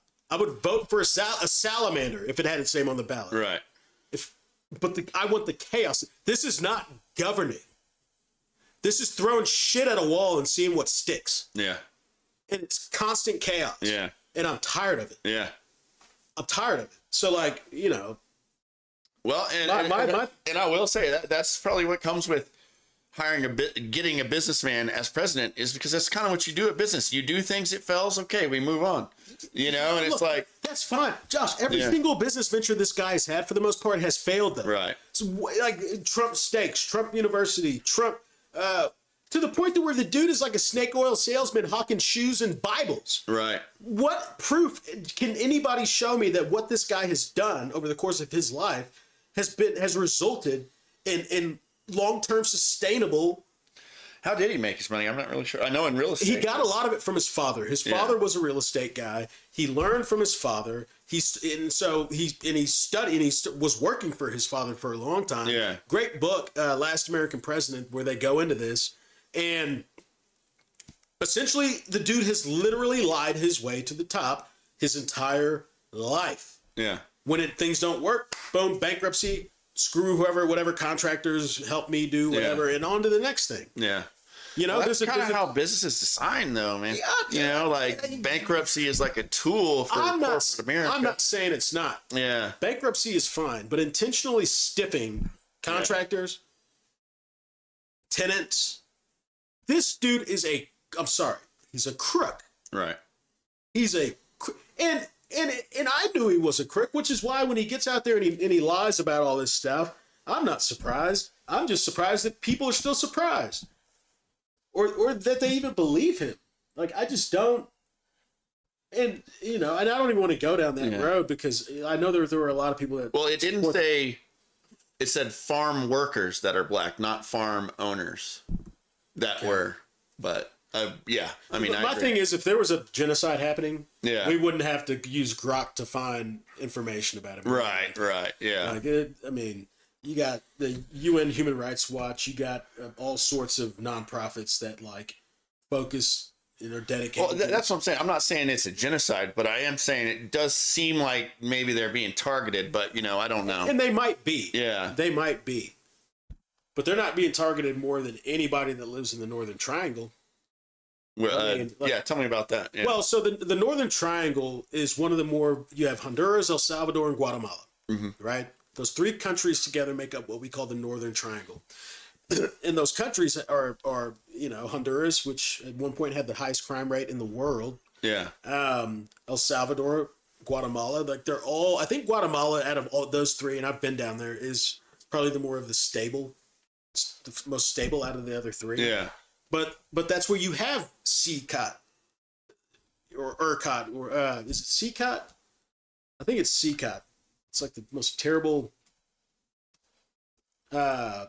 prison like in the world. I mean, you don't, like, you definitely don't accidentally send people there. I think it's maybe, let's see here. Yeah, CCOT, CECOT, Centro de Confinamiento del Turismo, in El Salvador. Yeah. So, and this was a big focus of I remember during Biden's administration, because a lot of people have this misconception that like the vast majority of illegals or undocumented immigrants that come to the United States are from Mexico. Yeah, no, that's definitely Right? not true. Yeah. It's from the Northern Triangle. Yeah. This is El Salvador, Guatemala, Honduras. And it's because of the crime in those areas Yeah. where you either join a gang or you die. Yeah. And for a lot of people, the option is obviously pretty like, no, I'm going to leave. I'm going to Yeah. take my chances getting into the United States and claiming asylum. And I'm not saying that, like, you know, by any means should we just allow an open border or anything like that. Like, Yeah. of course not. But to act like their lives in Central America are lives that you or I would want to live.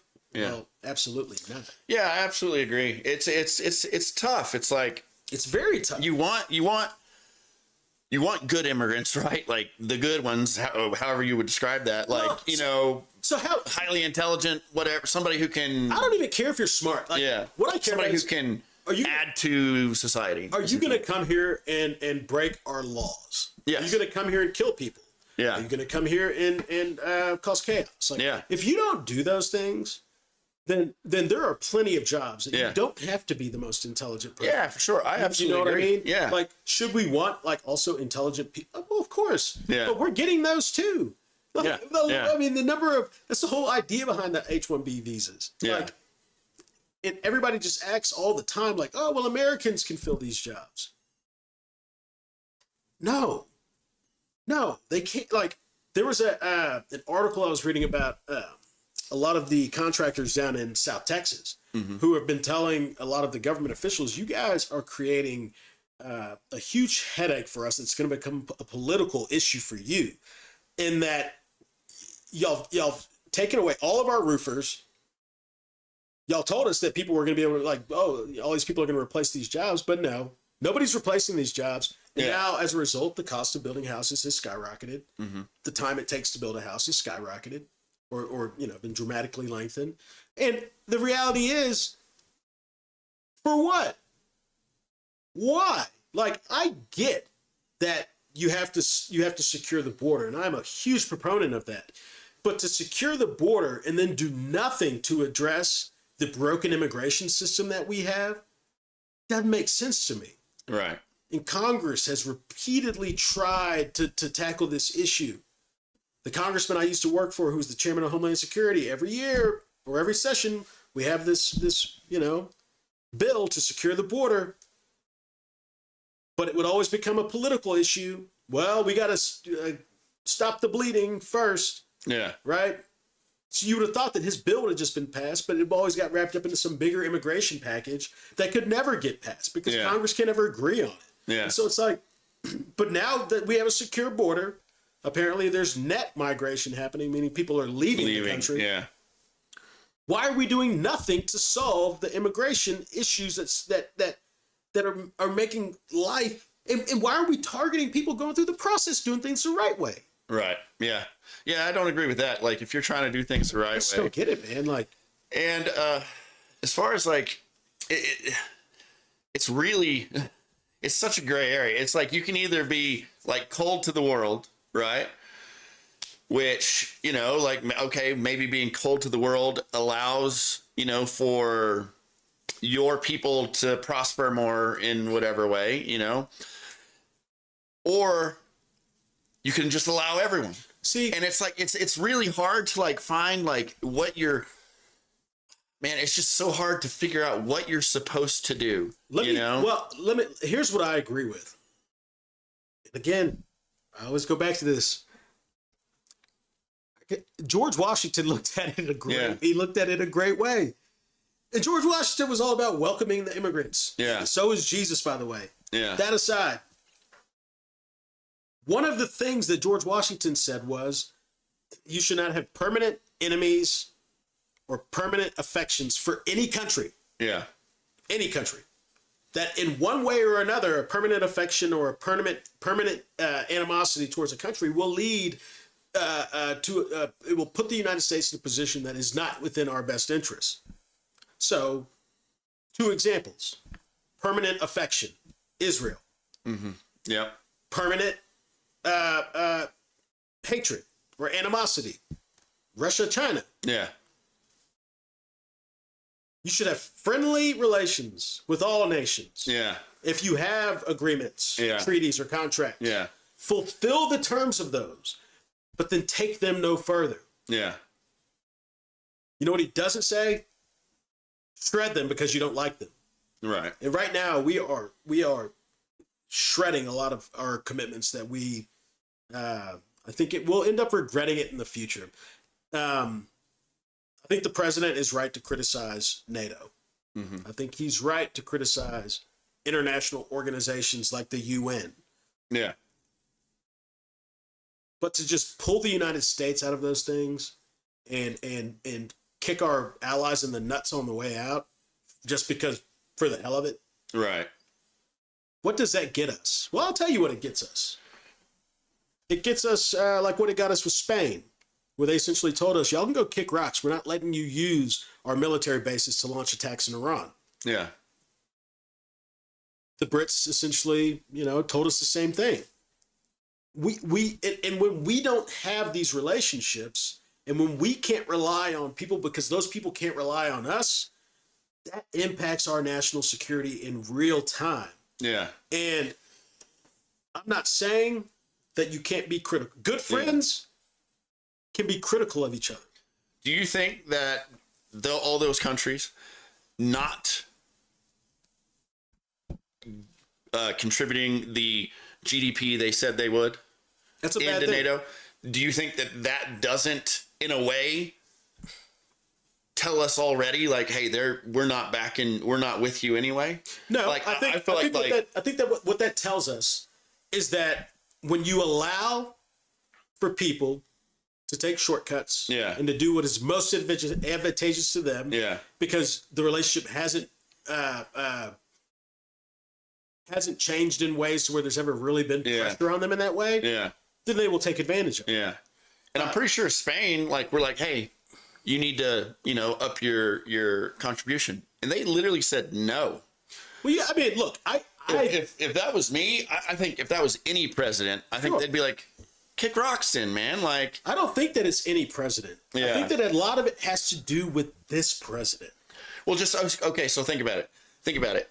You have a country who you say, hey, you're not adhering to the agreement, right? And they say, yeah, so what? We're not doing it. Yeah, but and then you allow that to happen. Sure. Why wouldn't all the other countries do the same thing? Well, I don't think that's the way it went down necessarily. Yeah. And I'll be the first to say that's one of the things that Trump did really well. Yeah. I mean, he should have put more pressure on the Europeans to carry their fair share of the weight and the burden. Right. Given that we always commit such to us, it's a huge investment, their security. Right. Yeah. But we're not doing it out of the kindness of our hearts, right? Like I'll give him credit on that. I will 100% give him credit. But I was explaining this to somebody the other day that, like, people oftentimes like to look at leaders of countries as if they're not normal people. Right. You know? Yeah. Like, if somebody were to come up to me and talk to me the way that Trump does, the way he talks to some of these other people, knowing that it's just me and not my country I have to think of, I would punch them square in the nose. Right. Now, these leaders have to worry about the well-being of their entire country, their entire people. Yeah. And so they don't have the luxury of just lashing out and saying what's on their mind. Although you see a lot of them are getting really close to doing that. Yeah. You can be blunt. You can be critical. You can be a lot of things because these relationships they've existed for a long time. And Trump is not the first person to be critical of them. Yeah. This dude is being an intentional dickhead. Right. people are who he's dealing with, and people have a tolerance. And those people also see this happening, seeing their leaders being disrespected in this way. Think about it.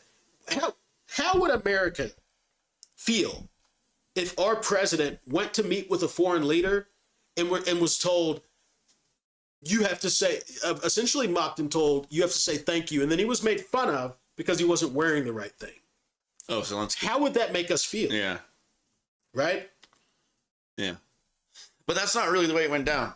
Zelensky. I know exactly how it went down. I watched yeah. it. And yes, it didn't go down exactly like that. Yeah, But that is essentially what happened. Yeah. Like, Zelensky was set up, dude. Yeah. Well, Well, here, let's play the video. Yeah, I was gonna say I could care less what he's wearing, obviously, you know, like, but during that meeting, I forget the exact wording, but it kind of came off to me as a little, but also, I also put it off as it could be the language barrier, you know, like But on whose part? on both their parts. Because language barrier, usually, it's because we are the stupid ones. Right, who don't right. understand Yeah. that there's a language. Well, that's what I'm saying. I think the way Zelensky said it, like, came off as unappreciative, you know, and it like just caught them the wrong way. Sure, but why do we even care about this guy? You got cameras in there. This has never been. First of all, the fact that there are cameras in there, this is a new thing. Yeah. This is this administration choosing to make a spectacle of these meetings. Yeah. This was not the case forever. No previous administration did this. But you know, this is when you have the guy who had The Apprentice, where he fires people on air.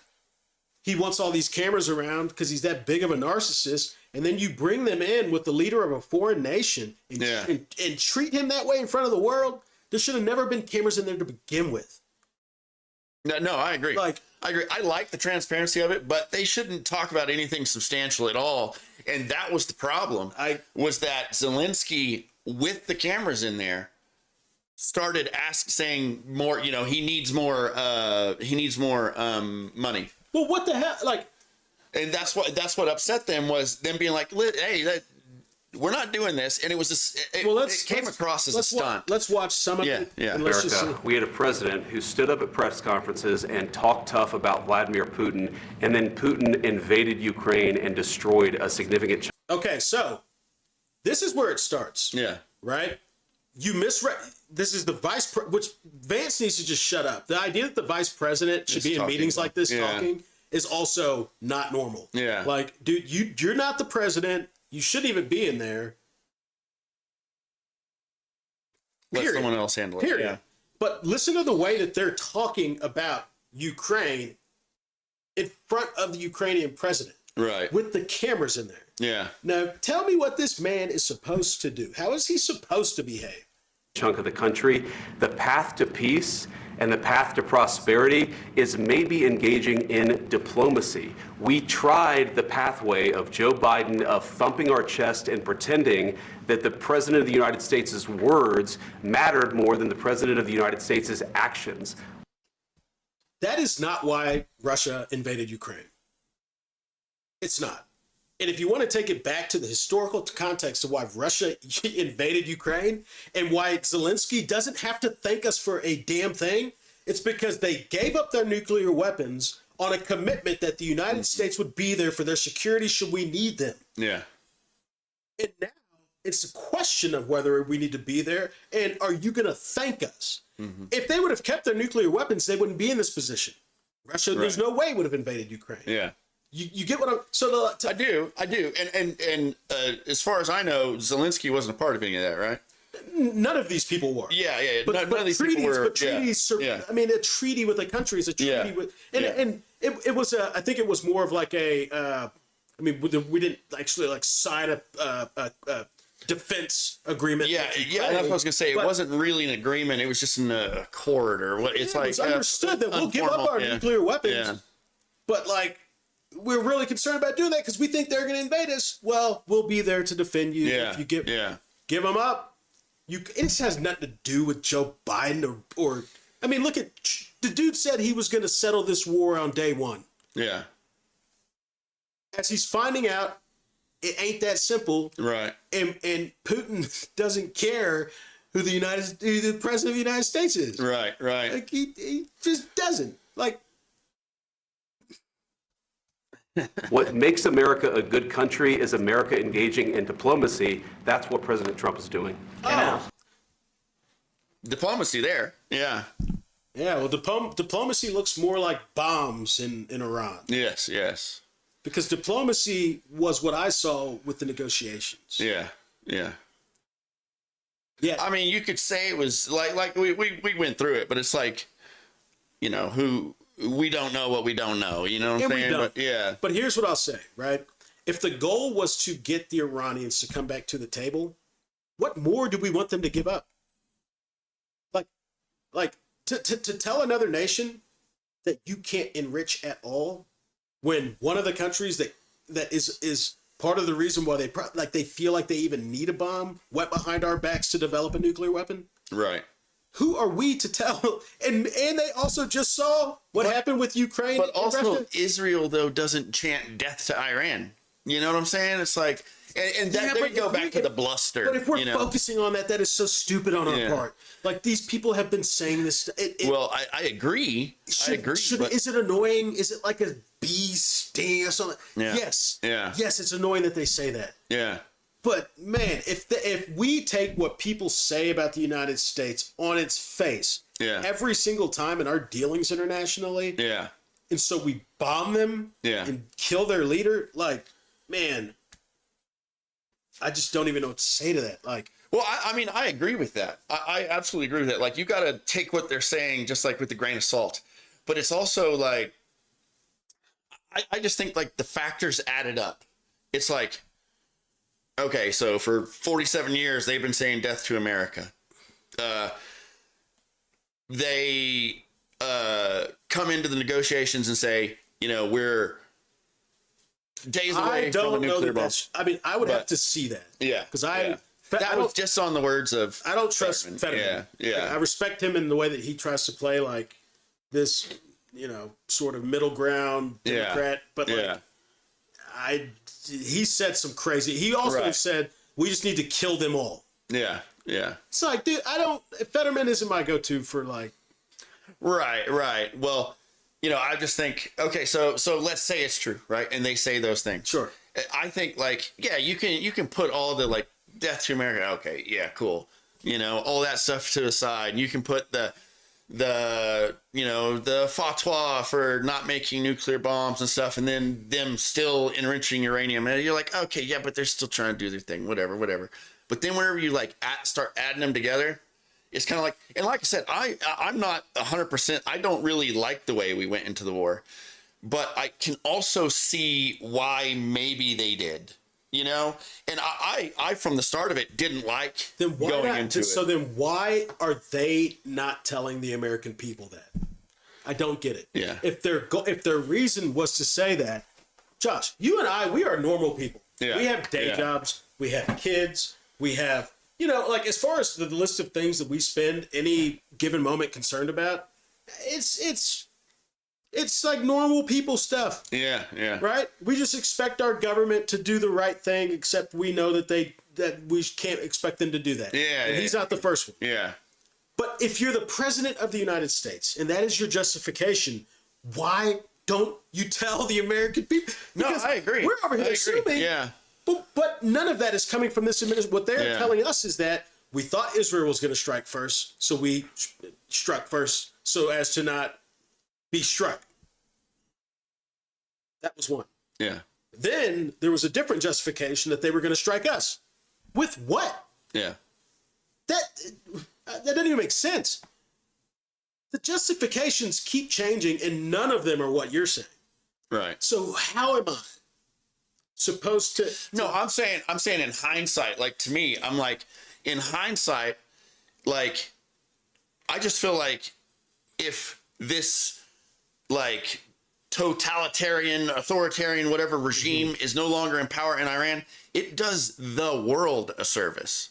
That's the only thing I'm getting at. Like, as long as things come out obviously better, and your definition of better is whatever it is, But like, I don't see how getting rid of the number one sponsor of terrorism, who we have to spend billions of dollars on a year, and who they sponsor terrorism all across, not just, Of course, you know, like, I just don't see, like, if we can come out of this better, that the world is better, you know? And if we come out of this better Yeah. with the regime not in place, fine, Yeah. Yeah. fine. What I am saying, though, is that for us to just trust that our government is going to make the right decisions Yeah. in the Middle East, with the president that ran on getting us out of the Middle East, Yeah. there's nothing that allows me to put my faith in that. Yeah. I absolutely see that. And, I mean, and I think that's yeah. why this is one of the most unpopular wars Yeah. in American history. Yeah. Because the justification isn't there. Yeah. We have it's and like I said, I guess I'm just like kind of coming from a You're in a- hopeful slant Look, or something, look, you man, know? And I want to be hopeful. Yeah, I yeah. want this to work out in the same way I want Venezuela to work out.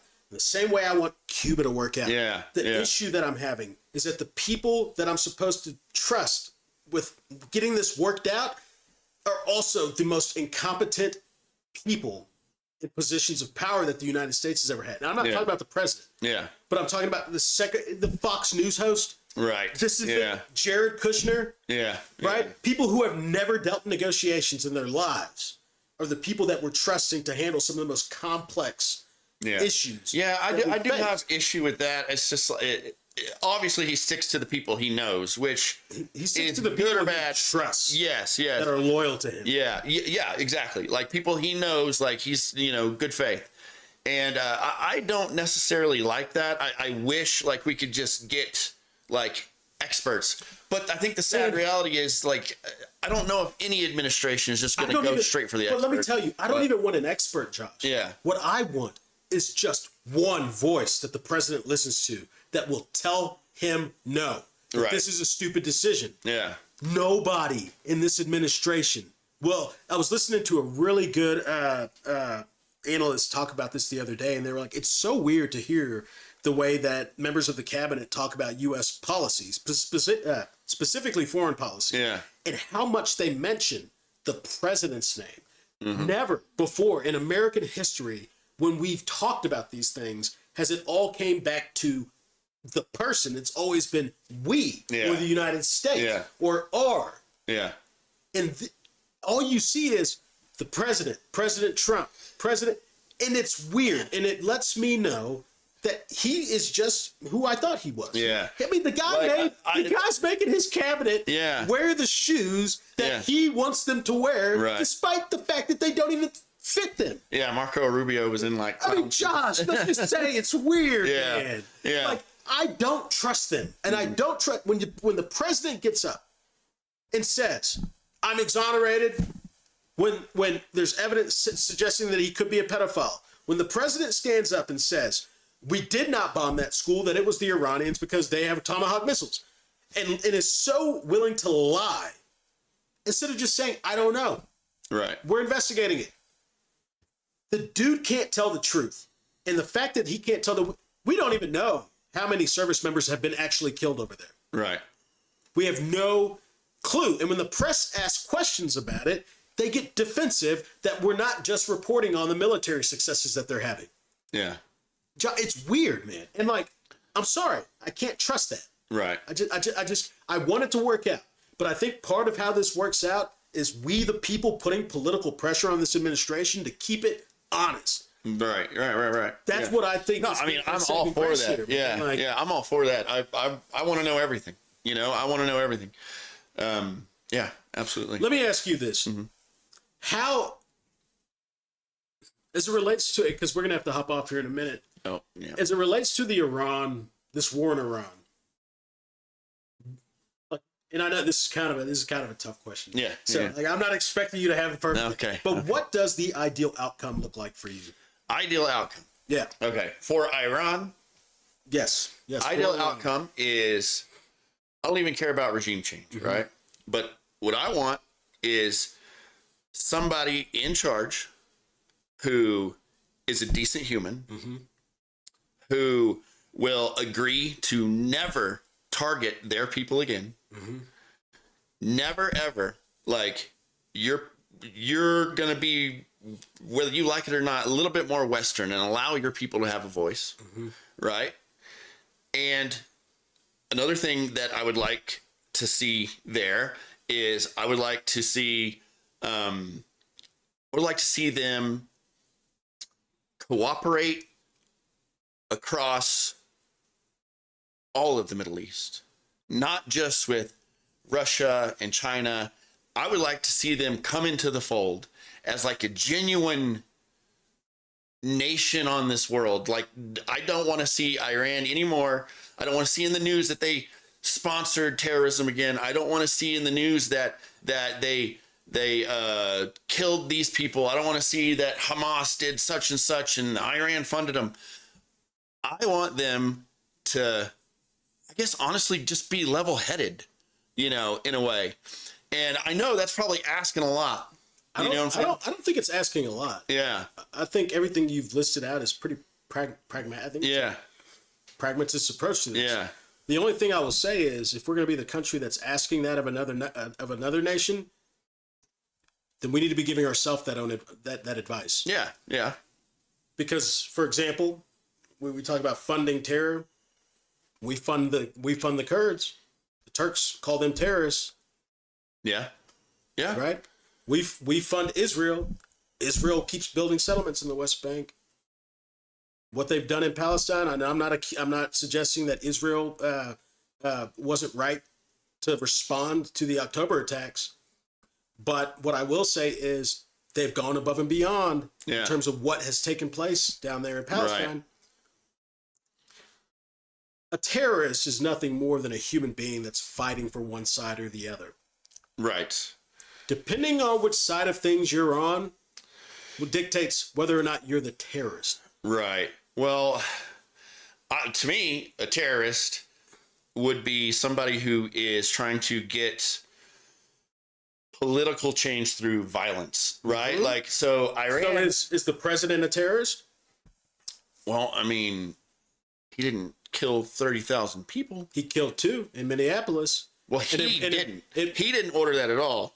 But The president orders in the United States of America. Yeah. You don't get the luxury of being the president of the United States and then blaming somebody else when stuff goes no, wrong. I absolutely agree. I absolutely agree. The president of the United States chose to have Stephen Miller be his point person when it comes to immigration policy. Yeah. He has continued to trust him.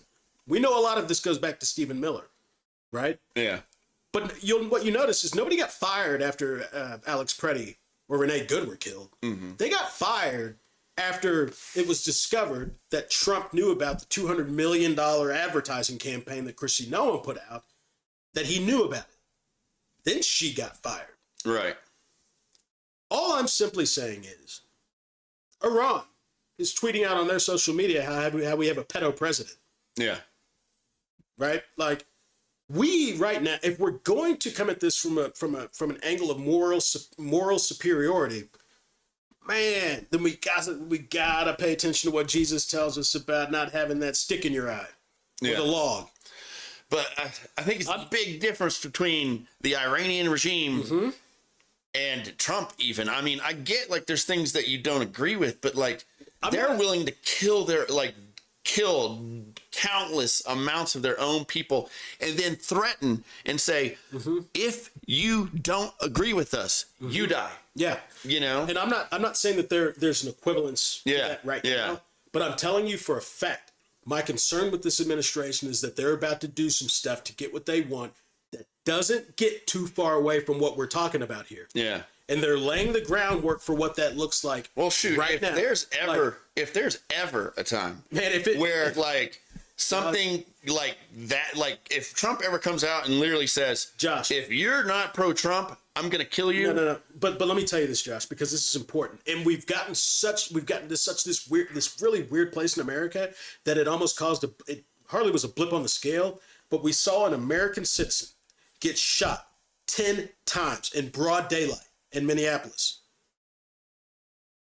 10 times, shot after they took his weapon away. Yeah. Shot him 10 times.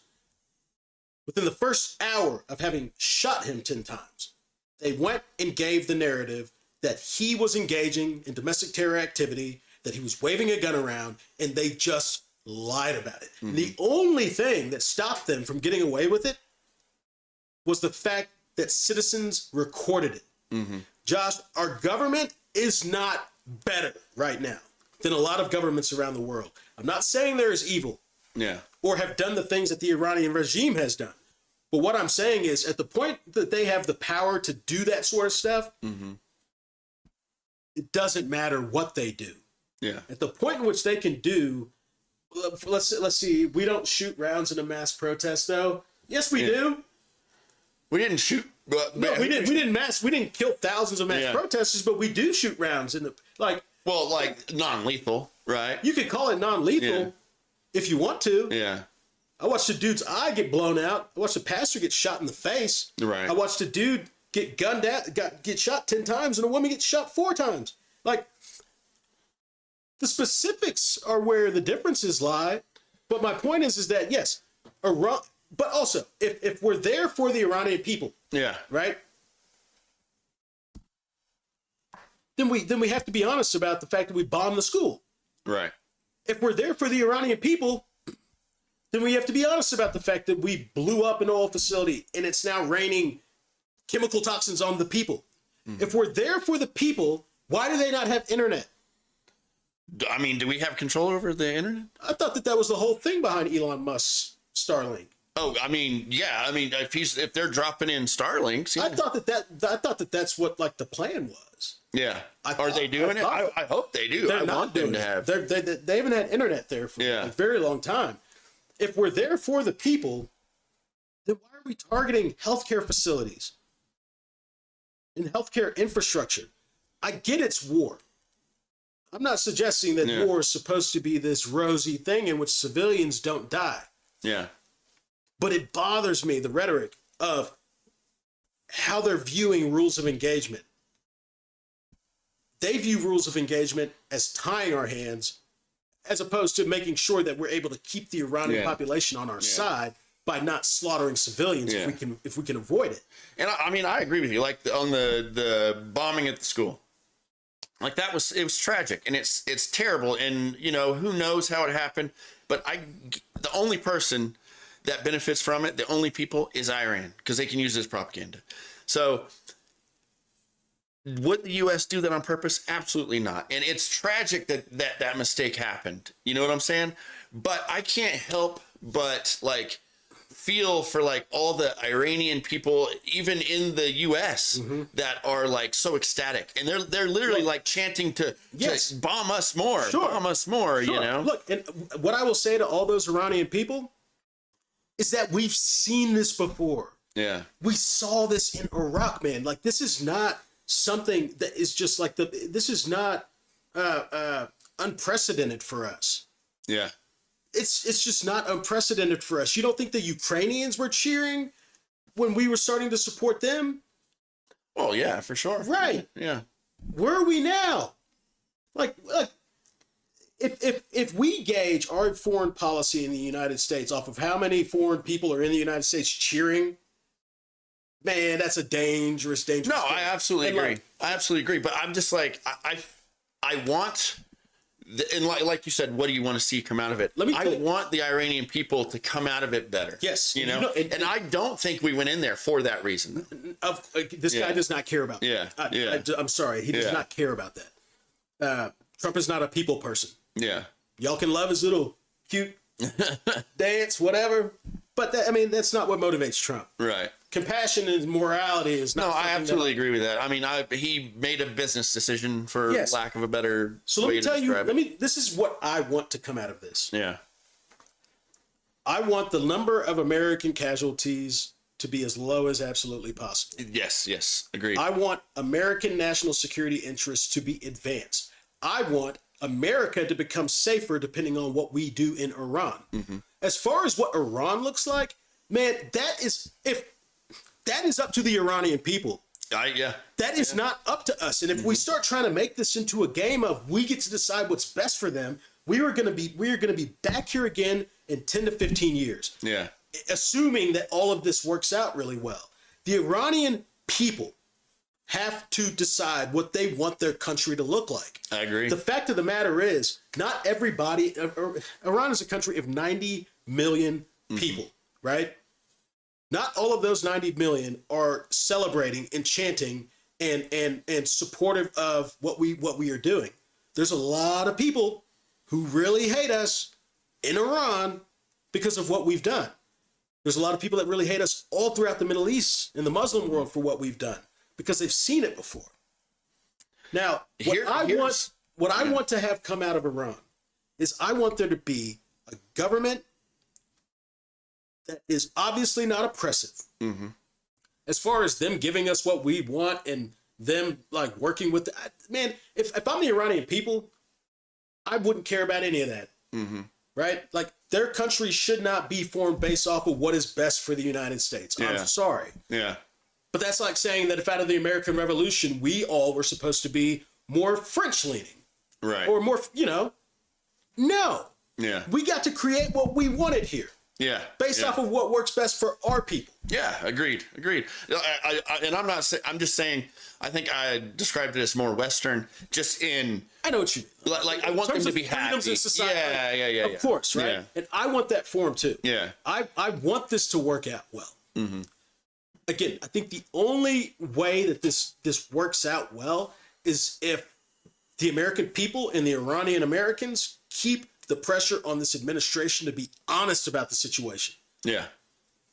Because at the end of the day, the decisions that are being made behind these closed doors that you or I might not ever know about are going to dictate what this all looks like. Yeah. Right?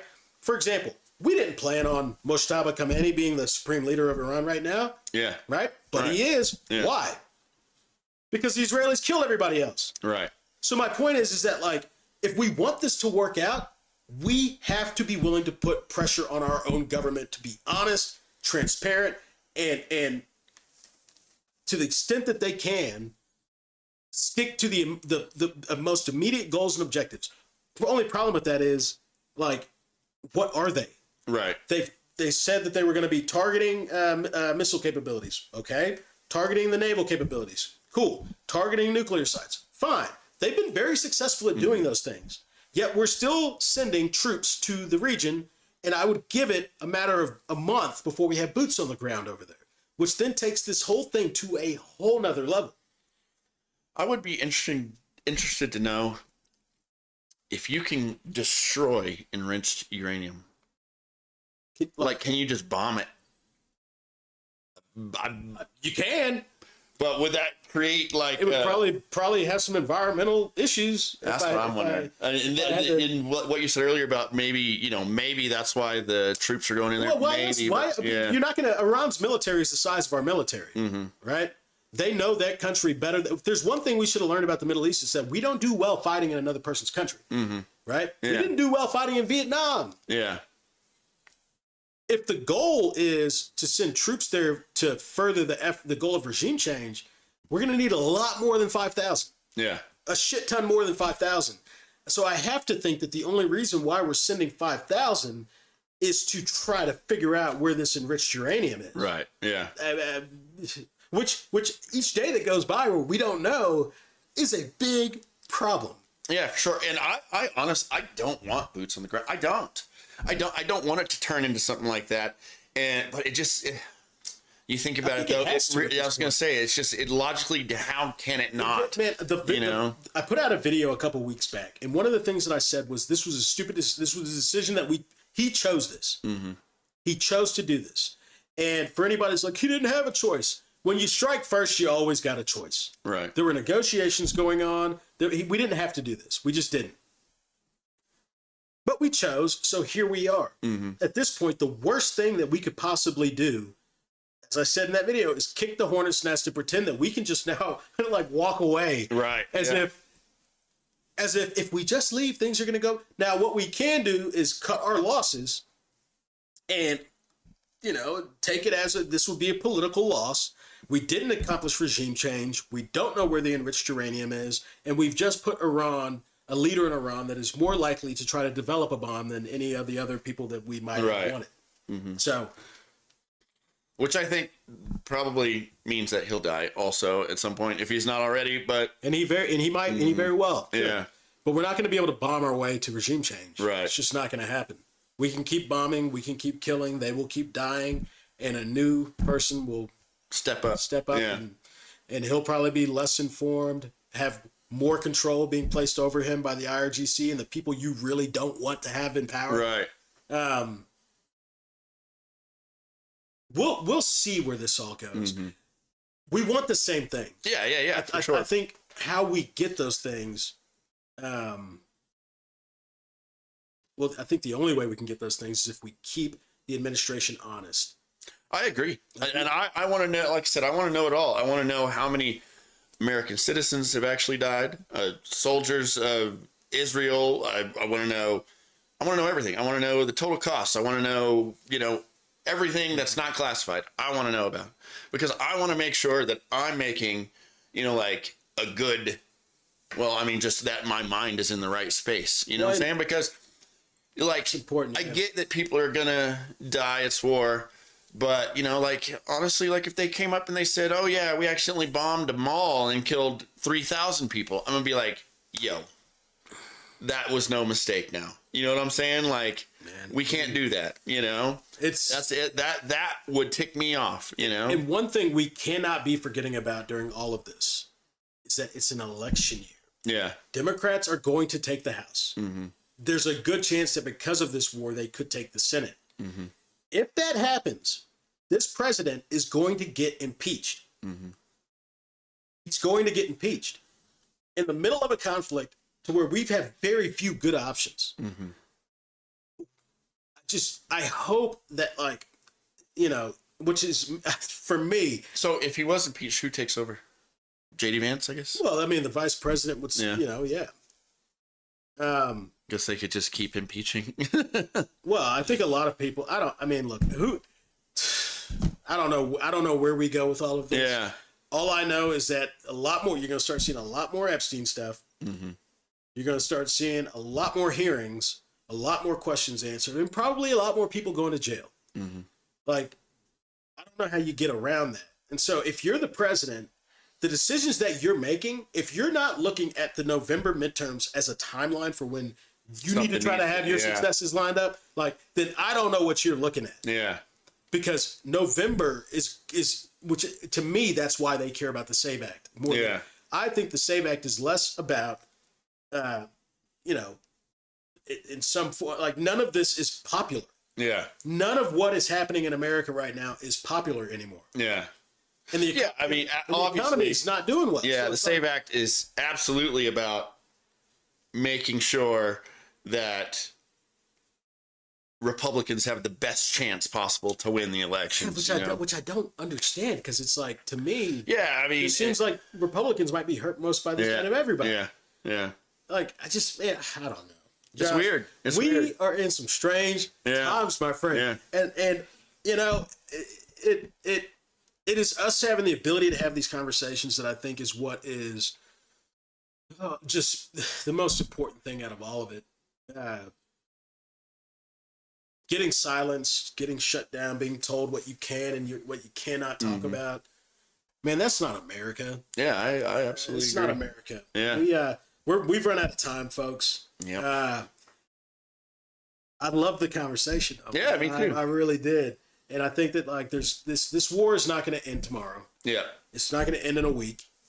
I highly doubt it ends in 6 weeks. And I would venture to say that the moment we put boots on the ground, we've entered into a whole new phase of this conflict. In which case, that's where it's going to get really, really interesting, because a lot of people don't want us there. Right. A lot of people do. I get it. Yeah. I get it. I thought we were going to be arming the Kurds, by the way. What happened to that plan? I knew that was it. Yeah. I kind of had a feeling. I was like, they trust us again? Yeah. That's a little bit strange. Yeah. You saw it. You saw it beforehand. Man, I'm like, no, why would they do that? Yeah. That's already, don't know. I already bit them once. Yeah. Twice. It's been great, man. Yeah. Let's keep having the conversations. Let's keep talking about it. I agree. If you're out there and if you're watching, you're always welcome to ask us questions. Send us an email, drop us a comment. But no matter what you do, please go like and subscribe to SOS Stability Oversides. You can find us on Facebook. You can find us on Twitch, TikTok, yeah, X, Substack. We're on Substack. Yeah. Y'all go find us, check us out, and All the places. thank you so much for joining us for the conversation. We appreciate it, and we will see you next week, same time.